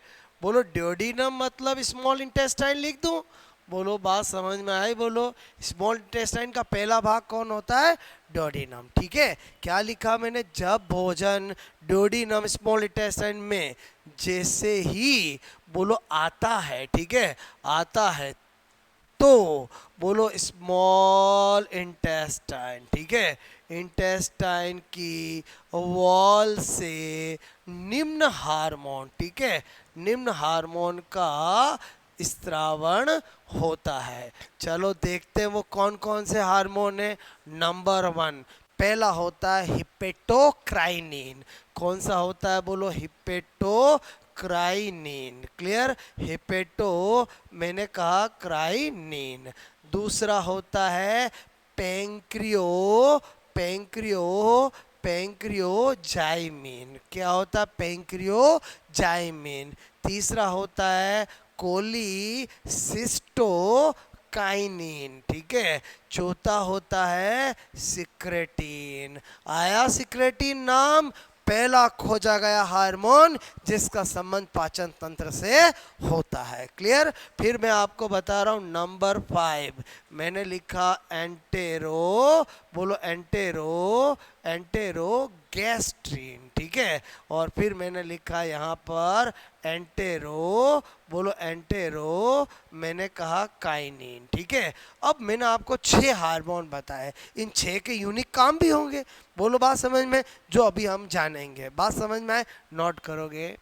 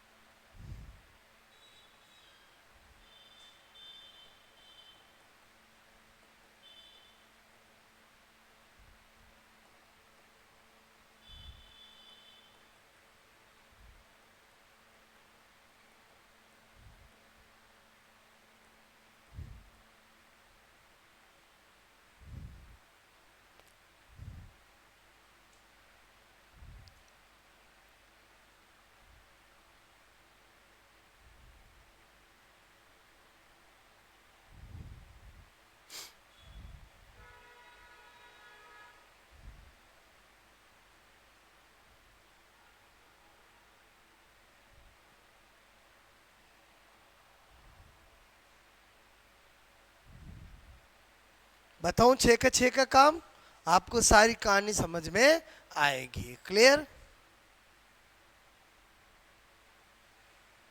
नाम लिखे एक बार बोलो। इधर देखो, मैंने कहा पहला कौन सा है, हिपेटोक्राइनिन। ठीक है, ध्यान देना, जैसा नाम वैसा काम। हिपेटोक्राइनिन का काम क्या है, बोलो लीवर को बाइल जूस फॉर्मेशन के लिए इंड्यूस करना, सिक्रेशन के लिए नहीं, बोलो फॉर्मेशन के लिए इंड्यूस करना। मैंने कहा लीवर को, बोलो लीवर को बाइल जूस, ठीक है, बाइल जूस फॉर्मेशन के लिए इंड्यूस मतलब समझ जाओ, प्रेरित, ठीक है, करना। सारों के काम देख लो, आपको सारा समझ में आ जाएगा। बोलो हिपेटोक्राइनिन, ध्यान से समझो। दूसरा क्या था, पैंक्रियोजाइमिन, ये लिखा था मैंने। बोलो इधर देखो, क्या काम होगा इसका, बोलो पैंक्रियाज को पैंक्रियाटिक जूस के फॉर्मेशन के लिए इंड्यूस करना, नॉट सीक्रेशन। क्लियर? मैंने कहा पैंक्रियाज को पैंक्रियाटिक जूस, बोलो अग्नाशय रस, ठीक है, ये क्या बताया था, बाइल जूस, ठीक है, पैंक्रियाटिक जूस फॉर्मेशन, बोलो के लिए, मैंने कहा के लिए इंड्यूस करना, नो प्रॉब्लम। आगे बढ़ते हैं। बोलो तीसरा क्या था, कोलिसिस्टोकाइनिन, क्या लिखा था मैंने, कोली, आपसे मैं कह रहा हूं, मैंने कहा था, बोलो क्या बताया था तीसरा, मैंने कहा कोलिसिस्टोकाइनिन, ठीक है, बोलो कोलिसिस्टो, मैंने कहा सिस्टोक्राइनिन। ध्यान से समझना नाम को। आपको याद है मैंने कल गाल ब्लेडर बनाया था, गाल ब्लेडर की डक्ट का नाम सिस्टिक डक्ट बताया था। क्लियर? अब मैं क्या बता रहा हूं, जैसे ही स्मॉल इंटेस्टाइन में खाना पहुंचा, आपको मैं कहूं इसका काम क्या था, लीवर में बाइल जूस का फॉर्मेशन को इंड्यूस करना। कोलिसिस्टोकाइनिन क्या करता है, गाल ब्लेडर में जो थोड़ी मात्रा में बाइल स्टोर है उसको बोलो बाहर लेके आता है। बोलो बात समझ में? तो इसका नाम समझ में है, कोलिसिस्टोकाइनिन, ठीक है, क्या है, बोलो कोली, मैंने कहा कोलिसिस्टोकाइनिन, ठीक है, बोलो गाल ब्लैडर, ठीक है, गाल ब्लैडर, बोलो से गाल ब्लैडर में स्टोर, बोलो बाइल जूस, ठीक है, बाइल जूस को मैंने कहा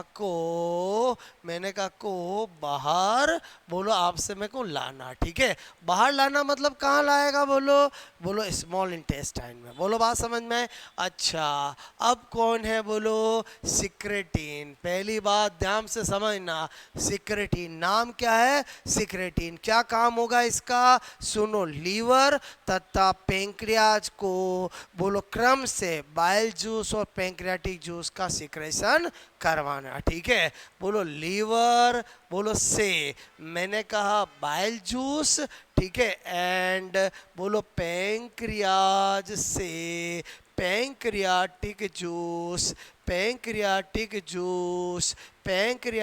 जूस का क्या कराना, बोलो सीक्रेशन कराना, ठीक है। और इसी को हम क्या लिख सकते हैं, बोलो फर्स्ट, मैंने कहा फर्स्ट, बोलो डिस्कवर्ड, बोलो आपसे मैं करूं हार्मोन, ठीक है, फर्स्ट डिस्कवर्ड हार्मोन ही कौन होता है, बोलो सिक्रेटिन। क्लियर? बेलिस और स्टार्लिंग ने खोजा था। बोलो बात समझ में?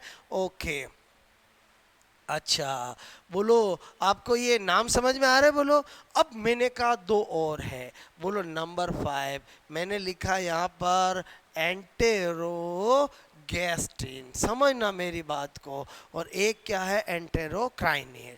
एंटेरोगैस्ट्रिन क्या करता है, बोलो भोजन आ चुका है किसमें, स्मॉल इंटेस्टाइन में, जैसे ही भोजन स्मॉल इंटेस्टाइन में आएगा, मैंने आपको इंटेस्टाइनल फेज बताई थी, क्या बताई थी, इंटेस्टाइनल फेज, और उस फेज में क्या होता है, बोलो थोड़ी गैस्ट्रिक ग्लैंड और गैस्ट्रिक जूस का सीक्रेशन करती है। क्लियर? तो कहीं वो ज़्यादा नहीं कर दे, इसलिए ये एंटेरोगेस्ट्रिन हार्मोन क्या करता है, बोलो नेगेटिव फीडबैक से स्टोमक में गैस्ट्रिक जूस के स्राव को बंद करता है। बोलो बात समझ में? मतलब इसका नाम क्या है? एंटेरोगेस्ट्रिन। क्या नाम है? एंटेरोगेस्ट्रिन। ठीक है, यह बोलो मैंने कहा नेगेटिव फीडबैक। क्लियर? ये जो आपसे मैं कहूँ नेगेटिव फीडबैक लिख रहा हूँ, मतलब समझ में आया? बोलो, और उल्टा जाएगा ना, ये नेगेटिव फीडबैक द्वारा मैंने कहा स्टोमक में गैस्ट्रिक जूस, बोलो गैस्ट्रिक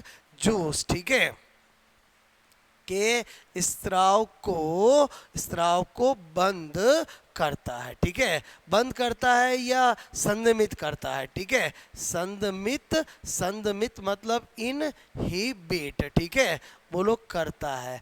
बोलो बात समझ में? इसलिए इसका नाम क्या है? एंटेरोगेस्ट्रिन। ठीक है, और नंबर 6 क्या है? एंटेरो, मैंने कहा एंटेरो, बोलो क्राइनिन। ठीक है, क्या काम करेगा? सुनो, मैंने कहा आपको भोजन का पाचन ड्यूोडेनम में हो रहा है। क्लियर? हो रहा है। ये हार्मोन तो पूरी स्मॉल इंटेस्टाइन की वॉल से निकल रहे हैं, तो एंटेरोक्राइनिन क्या करेगा कि बोलो आपके इंटेस्टाइन के अंदर जेजेनम में बोलो क्या करेगा? इंटेस्टाइनल जूस का सीक्रेशन करवाएगा, क्योंकि स्टोमक में ही थोड़ी रहेगा भोजन, स्टोमक में पाचित होते ही कहाँ जाएगा? जेजेनम में, क्योंकि बोलो स्टोमक क्या डोडिनम में ही थोड़ी रहेगा, डोडिनम में तो पूरा पाचन तो होता ही नहीं है, तो इसका मतलब आगे तैयारियां करवाना। बोलो बात समझ में? इसका काम क्या होगा? बोलो इंटेस्टाइनल, बोलो जूस। ठीक है, बोलो का, बोलो आपसे मैं कहूँ स्त्रावण करवाना। बोलो बात समझ में आए? ओके,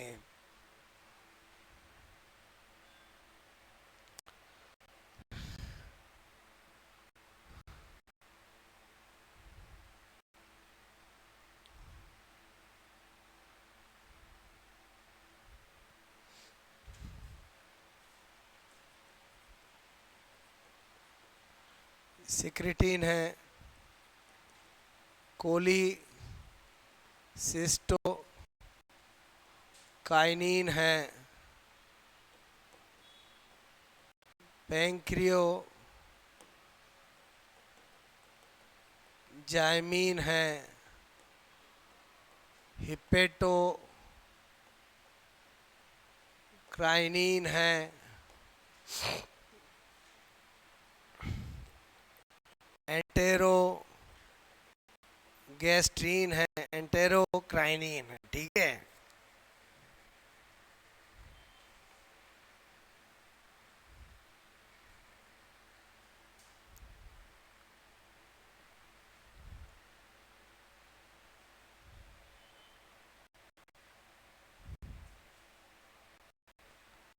बताओ कहानी समझ में आई आपको?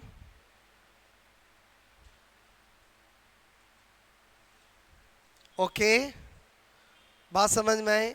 अच्छा, ये मैंने आपको क्यों बताया?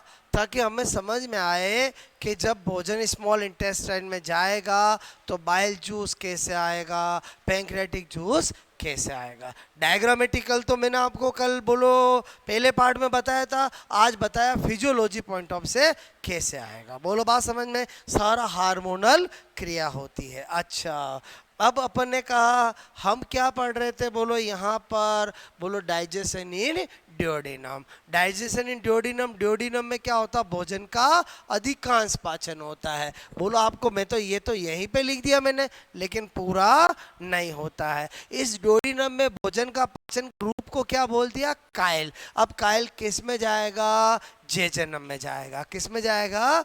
जेजनम में। क्लियर? बोलो मैं आपको आगे कहानी क्या बता रहा हूँ समझना। ठीक है, मैंने कहा नंबर 6 पहला oral cavity, oesophagus, stomach, duodenum और जेजनम। ठीक है, बोलो मैंने कहा यहाँ पर, बोलो मैंने कहा डाइजेशन, डाइजेशन इन जेजेनम। ठीक है, बोलो जेजेनम में पाचन। ठीक है, जेजेनम में पाचन। ओके, इधर ध्यान देना। मेरे कहने का मतलब है मनुष्य में, ह्यूमन में भोजन का कंप्लीट डाइजेशन जेजनम में होता है, जबकि रेबिट में इलियम में होता है, क्योंकि रेबिट में जेजनम एब्सेंट होता है। आपसे मैं कह रहा हूँ, मैंने कहा यहाँ पर, बोलो यहाँ पर क्या बता रहा हूँ। पहले तो इसमें जो भी पाचन होगा वो किससे होगा, बोलो बाई इंटेस्टाइनल जूस। ठीक है, बोलो किसके द्वारा होता है, आंत्रिय आंत्रिय आंत्रिय रस द्वारा। ठीक है, अच्छा, इसी आंत्रिय रस का दूसरा नाम क्या होता है, बताया मैंने, सकस एंटेरिकस। कम से कम 4-5 बार मैंने लिख दिया ये नाम, क्योंकि अक्सर एग्जाम में पूछा जाता है। ठीक है, एंटेरिकस। ठीक है, अच्छा, मैं क्या बता रहा हूँ यहाँ पर, मैंने कहा मनुष्य में, ठीक है, मनुष्य मतलब ह्यूमन। ठीक है, ह्यूमन में मैंने कहा, बोलो भोजन का पूर्ण पाचन। ठीक है, पूर्ण पाचन। ठीक है, पूर्ण पाचन मतलब क्या बता रहा हूँ, मैंने कहा कंप्लीट डाइजेशन। ठीक है, कंप्लीट डाइजेशन, बोलो जेजेनम, बोलो में होता है। परंतु परंतु परंतु बोलो रैबिट, ठीक है, रैबिट में इलियम, बोलो मैंने कहा इलियम। ठीक है, रैबिट में इलियम में होता है। ठीक है, बोलो एक तो बात आपको ये पता होनी चाहिए, जूस बता दिया, जूस का कंपोजिशन जानते हैं, स्टेप्स देखे, बोलो आपसे मैं कह रहा हूँ, मैंने कहा स्टेप्स। ठीक है, पहली स्टेप क्लियर, स्टेप किसकी, बोलो पाचन की। क्लियर, हर चीज का पूरा पाचन होगा। तो मैंने कहा यहाँ पर ये कौन है, बोलो डाई पेप्टाइड। ठीक है, बोलो कौन है, मैंने कहा, बोलो di dipeptide. Dipeptide पे कौन काम करेगा, इरेप्सिन एंजाइम करेगा, किस में बदल देगा, एमिनो एसिड में। बताओ, प्रोटीन का कंप्लीट पाचन हो गया। अच्छा, ध्यान से समझना। नंबर 2, मैंने कहा डाइसेकेराइड में, यहाँ पर मैंने लिखा लैक्टोज। क्लियर, लैक्टोज पे कौन काम करेगा, लैक्टेज करेगा, और किस में बदल देगा, ग्लूकोज प्लस गैलेक्टोज में। क्लियर, बोलो हो गया पाचन। मैंने कहा यहाँ पर माल्टोज। क्लियर, माल्टोज पे कौन काम करेगा, माल्टेज करेगा, किस में बदल देगा, ग्लूकोज और ग्लूकोज में। पता होना चाहिए माल्टोज किससे मिलके बना होता है।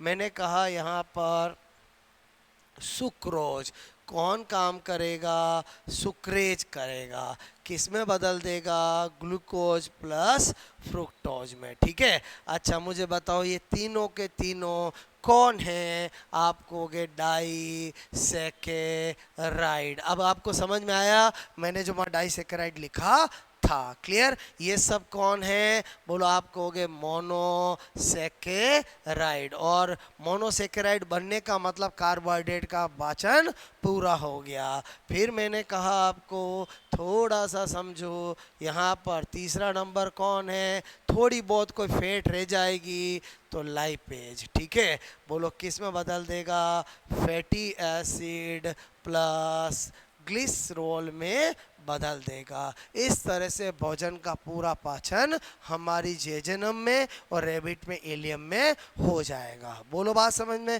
फिर अपन ने देखा कि पाचन पूरा स्मॉल इंटेस्टाइन में हो गया, अभी मैं पढ़ाऊंगा अवशोषण भी इसमें हो जाता है। फिर लार्ज इंटेस्टाइन का काम क्या है, बोलो बात समझ में। तो अभी देखेंगे, पहले ये नोट करो।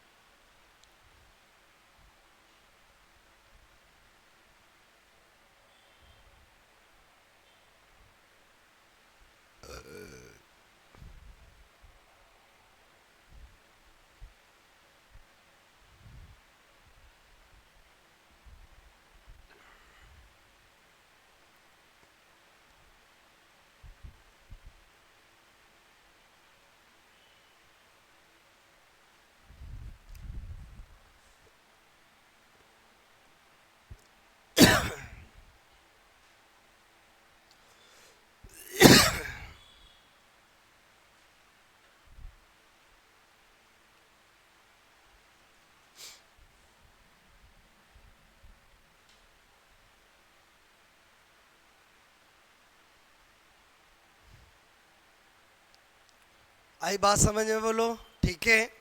बोलो भोजन का पूरा पाचन हो चुका है, तो मेरे कहने का मतलब लार्ज इंटेस्टाइन का काम केवल और केवल यही होता है कि जो अनडाइजेस्टेड फूड रह जाता है, जो अपचित भोजन होता है, उसको सेमी सॉलिड स्टूल अर्ध ठोस मल में बदलना, और उसका कोई काम नहीं होता है। ये जो मैंने बताया समझ में आया? बोलो हो गया नोट? बोलो आपका पूरा का पूरी फिजियोलॉजी को मैंने आपको केमिस्ट्री की तरह स्टेप्स में बताया, हर एक एंजाइम का काम भी आ गया। क्लियर? आज आपको कोई पूछे इरेप्सिन कैसा एंजाइम है, तो आप बोलोगे प्रोटियोलाइटिक एंजाइम है। जो भी प्रोटीन पे पाचन करते हैं वो प्रोटियोलाइटिक एंजाइम होते हैं। ओके, अच्छा मैंने कहा यहाँ पर वर्क ऑफ लार्ज इंटेस्टाइन, ठीक है। बोलो बड़ी आंत्र का कार्य है। बोलो बड़ी आंत्र, ठीक है। बोलो का कार्य, ठीक है। बड़ी आंत्र का कार्य क्या है? मैंने कहा अपचित भोजन, ठीक है। बोलो पचित भोजन क्या है? पचित भोजन नॉन डाइजेस्टेड फूड। क्लियर? बोलो अपचित भोजन को अर्ध ठोस मल, मतलब इंग्लिश में क्या बोलते हैं? Semi solid stool. बोलो बात समझ में? अर्ध ठोस मल में बदलना, ठीक है। बदलना यही काम होता है। बोलो conversion of undigested food in semi solid stool, ये किसका काम होता है? लार्ज इंटेस्टाइन का। क्लियर? तो हमने पाचन पढ़ लिया, अब हमें क्या करना पड़ेगा? बोलो भोजन का अवशोषण। बोलो पचित भोजन का अवशोषण। क्लियर? तो ये क्या नोट बोला आपने? क्या बता रहा हूँ आपको? मैंने कहा फिजियोलॉजी ऑफ, मैंने कहा एब्जॉर्प्शन, ठीक है। बोलो एब्जॉर्प्शन। ओके, बोलो अवशोषण की क्रियाविधि, ठीक है। क्या बता रहा हूँ? अवशोषण की क्रियाविधि, ठीक है। अच्छा, इसमें भी हम क्या करेंगे? नंबर 1 इन ओरल कैविटी, ठीक है। मुख गुहा में, सबसे पहले किसमें? मुख गुहा में, ठीक है। तो यहाँ पर तो मैं आपसे कहूँगा इस ओरल कैविटी में केवल कुछ ड्रग का ही एब्जॉर्प्शन होता है। आपने देखा होगा कुछ इमरजेंसी ड्रग आती है, स्पेशली जिनको हार्ट अटैक बार बार आया हुआ हो, उनको डॉक्टर एक मेडिसिन देते हैं, आपको हमेशा पास रखो। जब भी आपको लगता है कि एंजीना का पेन हो रहा है, अटैक जैसा लग रहा है, उसको जीभ के नीचे रख लो। बोलो बात समझ में? तुरंत आप बोलो आपके लिए रामबाण हो जाएगी। तो इसका मतलब यह मुख गुहा में किसका अवशोषण होता है? कुछ ड्रग्स का। बोलो बात समझ में? मैंने कहा बोलो कुछ, बोलो ड्रग्स, ठीक है।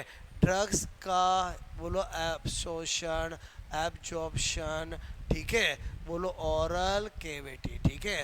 ओरल कैविटी से होता है, ठीक है। चलो उसके बाद मैंने कहा इन ईसोफेगस, ठीक है। तो ईसोफेगस में मैंने कहा ग्रेसिका। लिख दूँ? बोलो क्या? नो एब्जॉर्प्शन, ठीक है। नो एब्जॉर्प्शन, कोई अवशोषण नहीं, कोई पाचन भी नहीं था, कोई एब्जॉर्प्शन भी नहीं था, ठीक है। In stomach, clear? आमाशय में, ठीक है। आमाशय में, आमाशय में, तो आमाशय में मैंने कहा एक तो थोड़ा जल का होता है, दूसरा एल्कोहल का होता है, तीसरा विटामिन B12 का होता है। विटामिन B12 का फंडा बताया था मैंने आपको कि हमारे आंत्र के अंदर जो इंटेस्टाइन, जो गैस्ट्रिक ग्लैंड होती है, उसकी गैस्ट्रिक सेल्स एक intrinsic Castle factor, oxyntic cell HCl के साथ साथ किसको सिक्रेट करती है? इंट्रिंसिक कोस्टल फैक्टर, जो कि स्टोमक में विटामिन B12 के एब्जॉर्प्शन में हेल्प करता है। ये मैंने वहाँ पर भी कल लिखाया था। क्लियर? यहाँ पर मैंने कहा एल्कोहल, विटामिन B12, और विटामिन B12 का क्या बता रहा हूँ? मैंने कहा स्टोमक में बोलो ऑक्जेंटिक, ऑक्जेंटिक सेल, ठीक है। सेल मैंने कहा इंट्रेंसिक, ठीक है। इंट्रेंसिक कॉस्टल फैक्टर, ठीक है, इंट्रेंसिक कॉस्टल फैक्टर बोलो आपसे मैं कह रहा हूँ स्त्रावित, स्त्रावित करती है जो स्टोमक बोलो में विटामिन B12, ठीक है, बोलो के एब्जॉर्प्शन, एब्जॉर्प्शन मैंने कहा में हेल्प करता है, ठीक है। इसका मतलब ऑक्जेंटिक सेल HCl का भी सीक्रेशन करती है और इंट्रेंसिक कॉस्टल फैक्टर का भी करती है। ओके, बात समझ में आए? इसका मतलब हुआ एल्कोहल का एब्जॉर्प्शन कहाँ होता है? स्टोमक में। इसीलिए कहा जाता है कि जो व्यक्ति एल्कोहल का इंटेक करते हैं उनको भूखे पेट नहीं सोना चाहिए। वो खाना खाएंगे तो उसमें मिल जाएगा तो इतना नुकसान नहीं होगा। बोलो बात समझ में आई? और समझे नहीं समझे बोलो, मेरी बात समझे ना बोलो। ओके, अभी तक क्या भोजन का कहीं अच्छा अवशोषण हुआ है क्या? नहीं। बोलो बात समझ में? अब कौन आएगा? हम कहेंगे स्मॉल इंटेस्टाइन, ठीक है। बोलो ये कर लिया था नोट? बोलो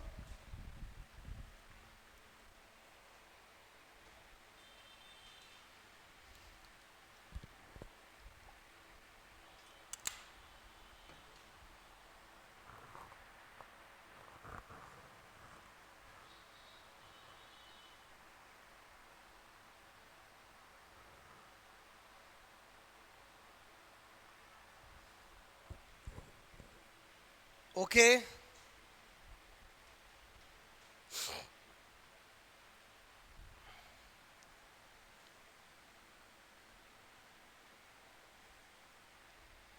लिखा?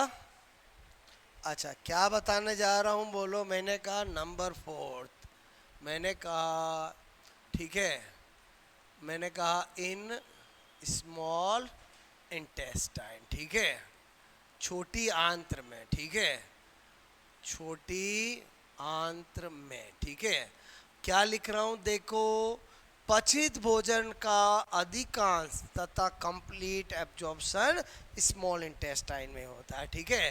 बोलो मैंने कहा पचित भोजन, ठीक है, पचित भोजन मतलब डाइजेस्टेड बोलो फूड, ठीक है, का मैंने कहा का अधिकांश, ठीक है, अधिकांश मतलब मैक्सिमम पूछे, बोलो मैक्सिमम, ठीक है, बोलो मैंने कहा मैक्सिमम, एंड पूर्ण मतलब कंप्लीट, मैंने कहा कंप्लीट, ठीक है, बोलो आपसे मैं कहूँ अवशोषण, ठीक है, अवशोषण स्मॉल इंटेस्टाइन, ठीक है, इंटेस्टाइन से ही होता है, ठीक है।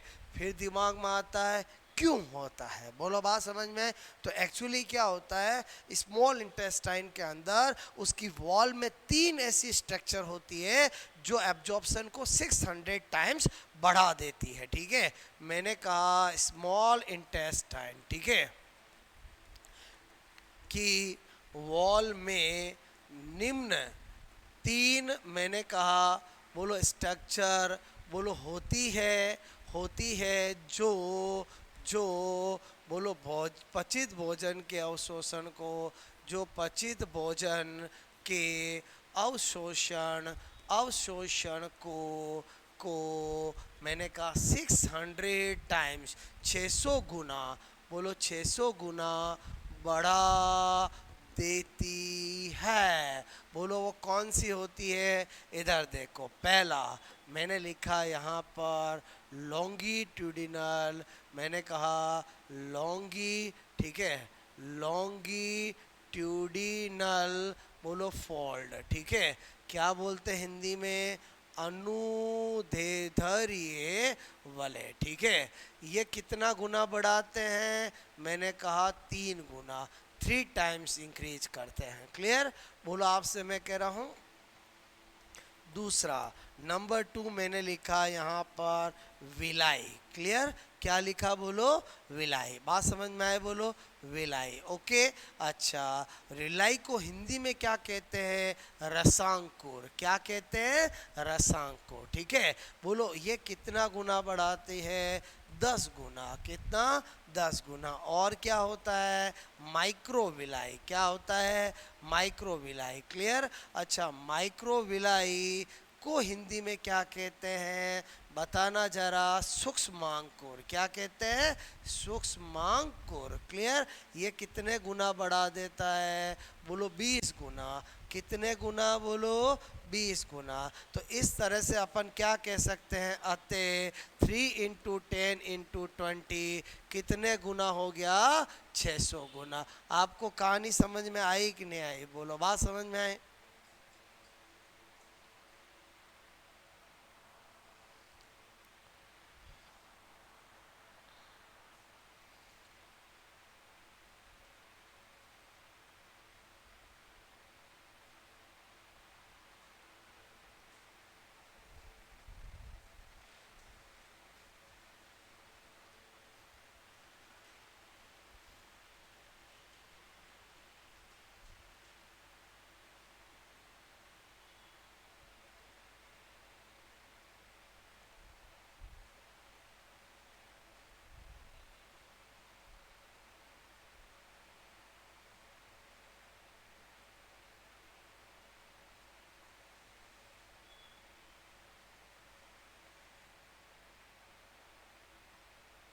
हुआ नोट बोलो।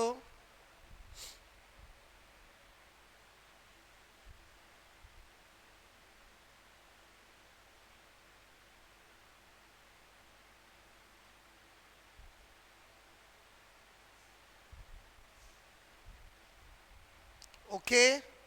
अच्छा, यहाँ पर मैंने जो बात बताई समझ में आए बोलो।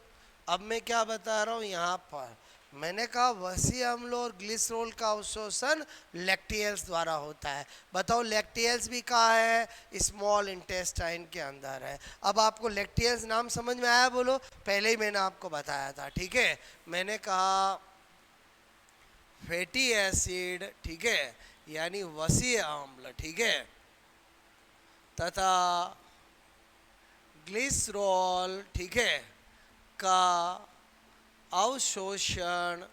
अवशोषण अक्सर ये क्वेश्चन आता है, लैक्टियस, ठीक है, लैक्टियस, ठीक है, मैंने कहा लैक्टियस, ओके, द्वारा किया जाता है। और लैक्टियल्स एक्चुअली है क्या, ग्रुप ऑफ लिम्फ कैपिलरीज। बोलो बात समझ में, विलाई विलाई के बीच में थे, बोलो बात समझ में आए। अच्छा, और क्या लिख रहा हूँ, मैंने कहा ग्लूकोज, ठीक है, तथा अमीनो अम्ल, ठीक है, अमीनो अम्ल मतलब एमिनो एसिड, ठीक है, एमिनो एसिड। बोलो बात समझ ना, का अवशोषण। अवशोषण बोलो आपसे मैं, का मैंने कहा का सक्रिय अवशोषण, ठीक है, सक्रिय अवशोषण मतलब एक्टिव एब्जॉर्प्शन, ठीक है, एक्टिव बोलो एब्जॉर्प्शन, ठीक है, बोलो मैंने कहा होता है। बोलो कैसा होता है, एक्टिव एब्जॉर्प्शन होता है। बोलो बात समझ में आए। ओके, मेरी बात समझे नहीं समझे बोलो। ये वाला जो पॉइंट है वो बड़ा इम्पोर्टेंट है। कौन सा बोलो, ये वाला। इसलिए मैंने आपको टॉपिक पढ़ाने के दौरान लेक्टियल शब्द 2-3 बार बताया। बोलो बात समझ, ताकि आपको याद हो जाए। क्लियर। तो इस तरह से हमने कंप्लीट डाइजेस्टिव सिस्टम पूरा डिटेल से मैंने आपको पढ़ा दिया, याद करवा दिया, लिखा दिया। क्लियर। और बहुत ही साइंटिफिक तरीके से, चाहे वो आपकी कोई सी भी चीज़ हो। बोलो आपसे मैं करूँ, आपकी चाहे टीथ का क्वेश्चन आए, सलेवरी ग्लैंड का आए, स्टोमक की स्ट्रक्चर का आए, चाहे किसी भी डाइजेस्टिव ग्लैंड का आए, उनके कंपोजिशन का आए, उनके जूस का आए, चाहे आपकी इंटरनल स्ट्रक्चर स्टोमक की सेल्स का आए, या पूरी फिजियोलॉजी का आए, या एब्जॉर्प्शन का है। क्लियर, याद हो जाएगा बोलो। आपसे मैं कह रहा हूँ, मतलब अपन ने 3 लेक्चर में पूरा डाइजेस्टिव डिटेल से पढ़ लिया। हम 1 बाय 1 ऐसे ही करके चैप्टर पढ़ेंगे। बस आपको करना क्या है, जो रोज पढ़ाया जाता है वो याद कर लेना है। बोलो बात मतलब मेरे साथ वर्क करोगे तो आप देखोगे डे बाय डे टॉपिक होते जाएंगे और आपको याद होते जाएंगे। बोलो बात समझ में आई, मेरी बात समझ में आई ना? बोलो ओके। बस आपको साथ के साथ याद करना है और इसकी आपको कल प्रैक्टिस सीट मिल जाएगी। क्लियर? पहले एक टॉपिक पढ़ा उसकी मिल गई, इसकी कल मिल जाएगी। ओके।